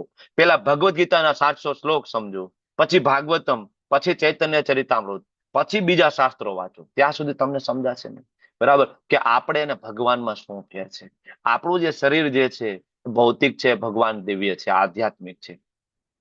ભગવાન બરાબર માયાના અધિપતિ છે. આપણે માયા દ્વારા નિયંત્રિત છીએ. આપને પાપ પુણ્યનું ફળ ભોગવવું પડે છે, ભગવાનને નથી. આગળ આવશે. બરાબર. ભગવાનનું સ્વરૂપ કાયમી છે, પરમેનન્ટ. બરાબર. ભગવાનના શરીર અને આત્મામાં ફેર નથી. આગળ આવશે. હું જ પરમાત્મા છું, હું જ આત્મા છું, મારા શરીરનો કોઈ નાશ નથી. ભગવાન આગળ એ પણ કહેશે. બરાબર. આપણે માયામાં છીએ, ભગવાન માયાની ઉપર છે. તો કોઈને પ્રશ્ન થાય કે આ જન્મ કર્મ જાણી લે તો ભગવત ધામ જાય, આવા કોઈ પુરાવા છે? તો ભગવાન કે હા, વિતરાગ ભય ક્રોધા મન્મયા મામુપાશ્રિતા બહવો જ્ઞાન તપસા. કેટલા એવા વિરલાઓ છે. નરસિંહ મહેતા, મીરાબાઈ, ભક્ત બોડાણા, બરાબર, સંત તુકારામ, સડ ગોસ્વામી, રઘુનાથ દાસ ગોસ્વામી, સનાતન ગોસ્વામી, રૂપ ગોસ્વામી, આચાર્ય પરંપરામાંથી, બરાબર, આપણા પ્રભુપાદ, અને હમણાં ઈજ હોલીનેસ ગોપાલ કૃષ્ણ ગોસ્વામી મહારાજ પુરાવો એસ્ટાબ્લિશ કરીને ગયા છે કે હા ભગવત ધામ ગયા. એટલે ભગવાન કે છે કે હા, બહુ જ્ઞાન તપસા પૂતા મદભાવ માંગતા. એ આવે છે, મારું જ્ઞાનથી પવિત્ર થાય છે અને મારા ધામમાં આવે છે. પણ આ બધું સમજાવ્યા પછી પણ જો કોઈ કૃષ્ણને ભગવાન તરીકે ના માને તો ભગવાન કે યે થા મામ પ્રપદ્યંતે. તમે જેવી રીતના મારી પાસે આવશો, જેવી રીતના મને શરણાગત થશો, એવી રીતના હું તમને ફળ આપીશ. કોઈ કૃષ્ણને પૂર્ણ પુરુષોત્તમ માને તો કૃષ્ણ એ પ્રમાણે રેસિપ્રોકેટ કરે. કોઈ એમ કે ના કૃષ્ણ તમે મારા પ્રેમી છો, તો ભગવાન એને પ્રિયતમ તરીકે સ્વીકારે છે. કોઈ એમ કે કૃષ્ણ તો અમારું બાળક છે, હું અમે એ રીતના પ્રેમ કરીએ. પુષ્ટિ માર્ગની અંદર બાળક તરીકે પ્રેમ કરે છે ને. અહીં પરેશ શાહ પ્રભુજી બધા છે, ઘણા બધા પુષ્ટિ માર્ગના આપણા ભક્તો. બરાબર. એની ઘરે જાઓ તો છે ને પુષ્ટિ માર્ગમાં પુષ્ટાવેલા ઠાકોરજી, બરાબર, મારા લાલા એ જમી લીધું કે નહીં, બધું ધ્યાન રાખે. નાનું નાનું બધું, સવારથી લઈને રાત સુધી. શું કામ? તો કે બાળ સ્વરૂપે પ્રેમ કરે છે. અને યશોદાજીનો ભાવ છે જે લોકો સેવા કરે છે એનો. તો ભગવાન એ રીતના રેસિપ્રોકેટ કરે છે એની સાથે. કોઈ એમ કે ના કૃષ્ણ તો અમારા મિત્ર છે, બરાબર, ભગવાન એ રીતના રેસિપ્રોકેટ કરે છે. એક ઘટના છે વૃંદાવનની, મંદિરનું નામ ભૂલી ગયું. એક ભક્ત છે, એ રોજ ભગવાનની પૂજા કરે, સરસ મજાના ઠાકોરજીની રોજ પૂજા કરે. હવે એકનો એક ભક્ત ભોગે એને બનાવવાનો, પૂજા એને કરવાની. તો એક દિવસ થયું એવું કે એ પૂજા કરતા કરતા છેલ્લો ચામર ઢોળતા હોય ને, ભગવાનને ગરમી ના થાય, તો ચામર ઢોળતા ઢોળતા થોડુંક ઝપકી આવી ગઈ. તો ચામર ભગવાનના ગાલ ઉપર ભટકાયું, ભગવાનને લાગ્યું ચામર. બરાબર. ભગવાન સાક્ષાત પ્રગટ થયા અને જોરથી એક લાફો માર્યો પૂજારીને. બરાબર. અને પૂજારી તો મોઢું ચડાવીને ભાગી ગયો સીધો રૂમમાં. આટલી આટલી સેવા કરવાની, બરાબર, આખા દિવસમાં 8-8 ભોગ બનાવવાના તમારા માટે, રોજ તમારા શ્રૃંગાર કરવાના, આ બરાબર, રાત્રે નીંદર નથી થતી, દિવસે તો આરામ ક્યારે થાય નહીં, બરાબર, વારંવાર સ્નાન કરવાનું, જેટલી વાર મંદિરમાં આવું દિવસમાં 8 વાર સ્નાન કરવાનું, અને જરાક નાની એવી ભૂલ થઈ ગઈ સીધું લાફો મારી દેવાનો. પૂજારી જતા રહ્યા રૂમમાં, સોઈ ગયા ગોદડું ઓઢીને. હવે એના ગુરુદેવ બીજે દિવસે આવ્યા અને સીધા મંદિરમાં દર્શન કરવા ગયા. તો મંદિરમાં કઈ સાફ સફાઈ નહીં, જૂના ફૂલ ગઈકાલના પડેલા. ગુરુદેવ કે કેમ ભાઈ આજે કઈ મંગલા આરતી કઈ થયું નથી, ક્યાં છે પૂજારી? ગુરુદેવ શોધતા શોધતા જાય છે, તોલા તો સુતા. ઉઠ ભાઈ ઉઠ, કેમ સૂતો છો? ગોદડું ઉચકાવીને જોવે છે અને એક ગાલ આખો સોજી ગયેલો. બરાબર. તો એના ગુરુદેવ કે છે કે ભાઈ શું થયું? આખો વૃતાંત સંભળાયો અને ગુરુદેવ આશ્ચર્યચકિત, ખરેખર ભગવાન આવ્યા ને ખરેખર લાફો માર્યો, શું વાત કરે? તો કે હા, કે આ જોવો ને મારો ગાલ નથી તમને દેખાતો, આ 4 આંગળા છપાઈ ગયેલા છે અહીંયા, લાફો મારી દીધો. ખાલી એક ચામર અડી ગયું, એ કે હું થાકી ગયો હતો, એ કે બરાબર. તો કે હાલ, એ કે તું અત્યારે જ બોલાવજો. પાછા એ પૂજારીને લઈને મંદિરમાં ગયા અને હવે તો આ બે ને કહેવાય કે ઝઘડો થઈ ગયો હતો. અને પછી તો બરાબર પૂજારીએ કીધું કે ભાઈ આવો, અમારા કહેવાય ગુરુદેવ આવ્યા છે, તમે એને કયો કે તમે મને માર્યું છે. ભગવાન પ્રગટ થયા.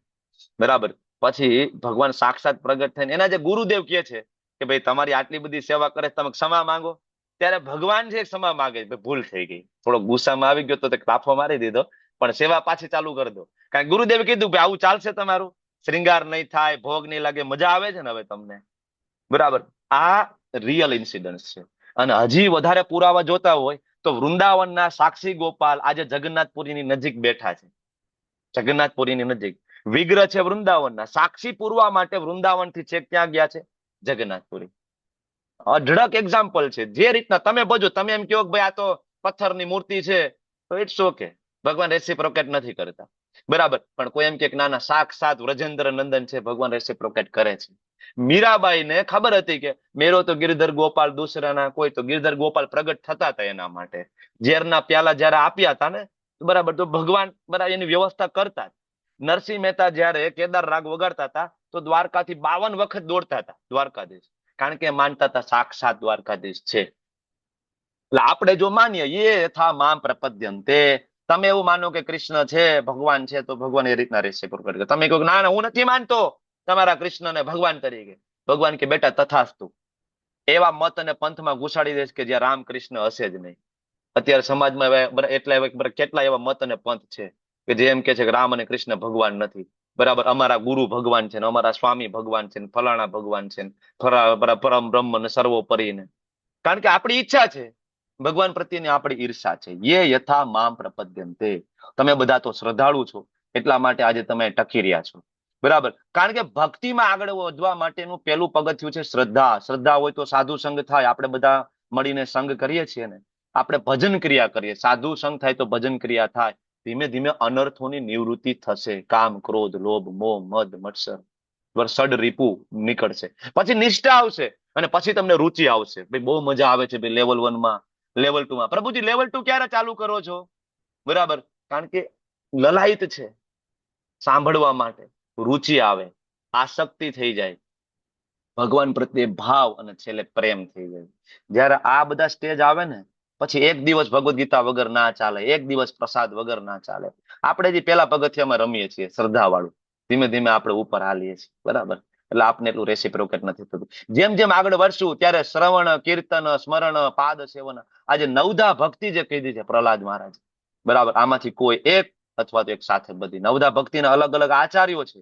શ્રવણના આચાર્ય પરીક્ષિત મહારાજ છે, દાસ્ય ભક્તિના આચાર્ય હનુમાનજી મહારાજ છે, આપણા ગુરુ છે હનુમાનજી મહારાજ. બરાબર, તો આ બધા પાસેથી કંઈક ને કંઈક શીખીને આપણે ભક્તિ માર્ગ ઉપર આગળ વધી શકાય. પણ લોકો આટલું બધું સમજાવ્યા છતાંય ભગવાન કૃષ્ણને, રામને સર્વોપરી માનીને પૂજા અર્ચના બહુ કરતા હોતા નથી. સ્વયં ભગવાન કહે છે શું કામ? કાંક્ષતમ કર્મણામ સિદ્ધિ, કારણ કે એને સકામ કરવામાં સિદ્ધિ જ હોય છે, માનતા પૂરી કરવી છે. એને ઇન્ટરેસ્ટ છે કે ભાઈ ઘરના મકાન કેદી બની જાય, ઘરની ગાડી કેદી આવી જાય, લગ્ન ક્યારે થઈ જાય, ઇન્ટરેસ્ટ આમાં છે.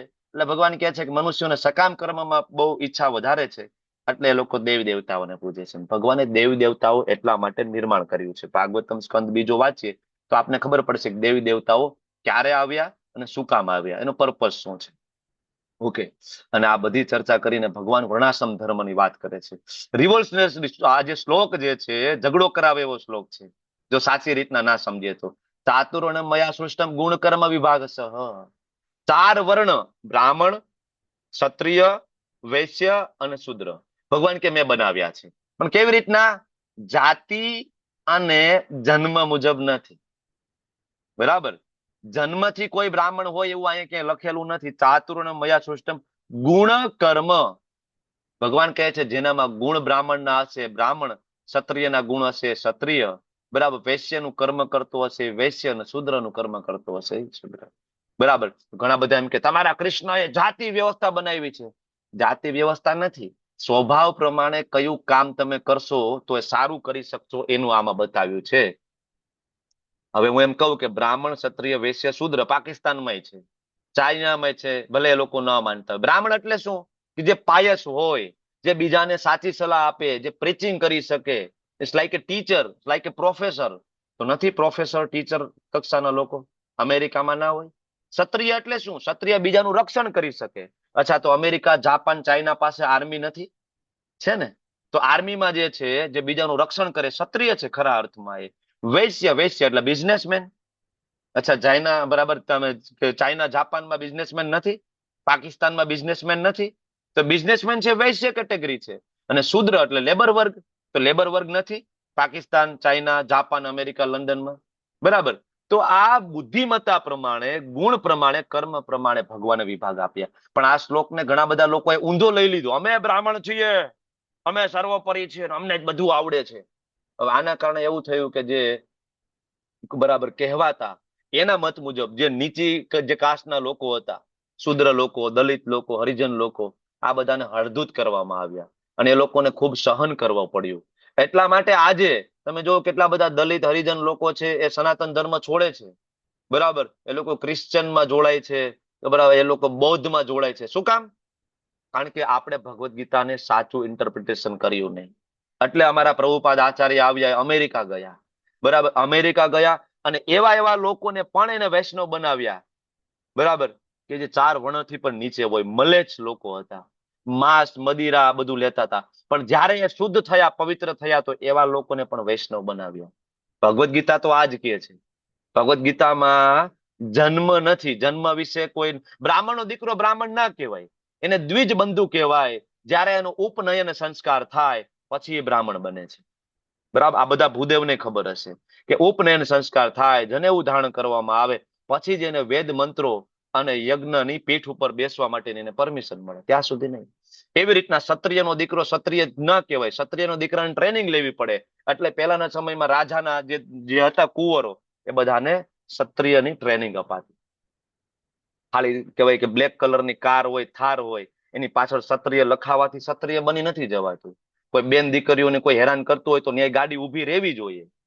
બરાબર, આપણે ભાગી જઈએ તો શેના ક્ષત્રિય છે? એટલે ભગવાન કહે છે. બરાબર, અને આ 4 વ્યવસ્થા બધી જગ્યાએ છે. ઘણા બધા એમ કે ભાઈ આવું ના હોવું જોઈએ, બધા એક સમાન. કેમ ભાઈ, ગવર્મેન્ટ જોબમાં જાવ તો ક્લાસ 1 પોસ્ટ છે, ક્લાસ 1, ક્લાસ 2, ક્લાસ 3 ને ક્લાસ 4 છે કે નહીં પોસ્ટ? ગવર્મેન્ટ જોબમાં છે કે નહીં? ક્લાસ 4 માં સ્વીપર લોકો છે કે નહીં, જે સાફ સફાઈ કરે. ક્લાસ 1 ની અંદર બુદ્ધિશાળી લોકો છે, કલેક્ટર ને આ બધા છે. બરાબર, ક્લાસ 2 એનાથી નીચે કેડર, ક્લાસ 3. તો ભાઈ ત્યાં છે કે નથી? એ મુજબ સેલરી છે કે નથી? સેલરી છે ને? તો ભગવાન એ જ વસ્તુ સમજાવે છે. બધી જગ્યાએ છે, માનો કે ના માનો. જાતિની વાત જ નથી આની અંદર ક્યાંય ભગવદ ગીતામાં કે આપણા સનાતન ધર્મની અંદર. એટલે જાતિ વ્યવસ્થા ભગવાને બનાવી નથી. અને વર્ણ અને આશ્રમ, બરાબર. એટલે ઘણા બધાને એમ થાય કે ભગવાન આવું કર્યું, ભગવાન આ બધા કર્મ કરે તો ભગવાનને પાપ લાગે. ભગવાન કે નમામ કર્માણી લિંપંતી, મને કોઈ કર્મનું લેપન થતું નથી, મને કોઈ કર્મ પ્રભાવિત કરતા નથી, મને કોઈ શ્રાપ, કોઈ વરદાન કોઈ લાગતા નથી. બહુ જ અઘરું છે આ કર્મની ગતિ. એટલે ભગવાન ફરીથી કહે છે કર્મણો અપી બોધવ્યમ, બોધવ્યમ ચ વિકર્મણ. એટલે આપણે જાણવું પડે અકર્મણશ્ચ. વિકર્મ એટલે શું, કર્મ એટલે શું, અને અકર્મ એટલે શું. ભગવાન કે આને બરાબર સમજી લો, તો જ તમે આ બધું સમજી શકશો, અને તો જ તમે આમાંથી બહાર નીકળી શકશો. અકર્મ એટલે જે નારદજીએ કર્યું એ. બરાબર, આ આપણે ગઈકાલે ભણ્યા છીએ. અને આ ભણવા માટે, સમજવા માટે ગુરુ પાસે જવું પડે. બરાબર, ખાલી આપણે ભગવદ ગીતા લઈને ઘરે બેસીને વાંચી લેવાથી ભગવત પ્રાપ્તિ નહીં થાય. ગુરુ જોશે. ભગવાન પોતે 4.34 કે છે તદ્વિધિ પ્રણિપાતે ને પરિપ્રશ્ન ને સેવયા ઉપદેશંતિ તે જ્ઞાનમ જ્ઞાનીન તત્વદર્શી ન. સદગુરુના શરણે જાઓ, સત્ય જાણવાનો પ્રયત્ન કરો, વિનમ્ર થઈને પરિપ્રશ્ને ન. એક પ્રશ્ન પૂછો, એનો જવાબ આપે, ફરીથી પ્રશ્ન પૂછો, એને કહેવાય પરિપ્રશ્ને ન. મતલબ ડિસ્કશન કરો ગુરુ સાથે. બરાબર, હવે આના માટે એક વસ્તુ એ પણ ખબર પડી ને કે ડિસ્કશન કરવા માટે ગુરુ લાઈવ જોઈએ, ગુરુ જીવતા હોવા જોઈએ. ફોટામાં ગુરુ ચાલે નહીં, ફોટાવાળા ગુરુ ના ચાલે. એ પરંપરામાં હોય બરાબર છે, પણ આપણા ગુરુ લાઈવ હોવા જોઈએ. એટલે તમારે દીક્ષા લેવી હોય તો ફોટામાંથી દીક્ષા લઈ શકાય નહીં, લાઈવ ગુરુ હોવા જોઈએ. કારણ કે તો જ પરિપ્રશ્ન થશે ને, નહીતર નહીં થાય. એટલે ગુરુ ધારણ કરવા પડશે. ભગવાન એટલે કૃષ્ણ પોતે આવે તોય ગુરુ ધારણ કરે છે ને. શું જરૂર છે રામચંદ્રજીને, બરાબર, ગુરુ વશિષ્ઠ પાસે જવાનું? કૃષ્ણને શું જરૂર છે સાંદીપની મુનિ પાસે જવાનું, સાંદીપની ગુરુકુળમાં વાય? બરાબર. ઘણા બધાને એમ થાય કે ભાઈ આ બધું તો હું કેવી રીતના કરી શકું, હું તો બહુ મોટો પાપી છું. અરે ભગવાન કે તું પાપીનો કદાચ શિરમોર હોય ને, મુખિયા હોય ને, તોય ચિંતા કરમાં. બરાબર, પાપીઓનો સૌથી મોટો પાપી હોય તો ચિંતા ના કર, દિવ્ય જ્ઞાન રૂપિયા નૌકામાં બેસી જા. કઈ નૌકા? ભગવદ ગીતા વાળી. આ નૌકામાં બેસી જા અને આ દુઃખોનો જે સાગર છે હું તને પાર કરાવી દઈશ. બરાબર, એટલે ભગવાન એ સમજાવે છે. અને છેલ્લા શ્લોકની અંદર ભગવાન અર્જુન કહે છે કે અર્જુન, અજ્ઞાનવશ તારા હૃદયમાં જે શંકા ઉભી થઈ છે, જ્ઞાન રૂપી શસ્ત્ર વડે, એકચ્યુઅલી શત્રુ નથી, શસ્ત્ર વડે કાપીને એ ભારત યોગારૂઢ થઈને ઉભો થાને યુદ્ધ કર. ભગવાને ફરીથી કીધું ફિલોસોફી વેરી ઇમ્પોર્ટન્ટ. જ્ઞાન હશે તો જ તમે જે કર્મ કરશો, બરાબર, એ કર્મ છે સાર્થક થશે. વાંછા કલ્પતરુભ્યશ્ચ કૃપા સિંધુભ્યઃ ચ પતિતાનાં પાવનેભ્યો વૈષ્ણવેભ્યો નમો નમઃ.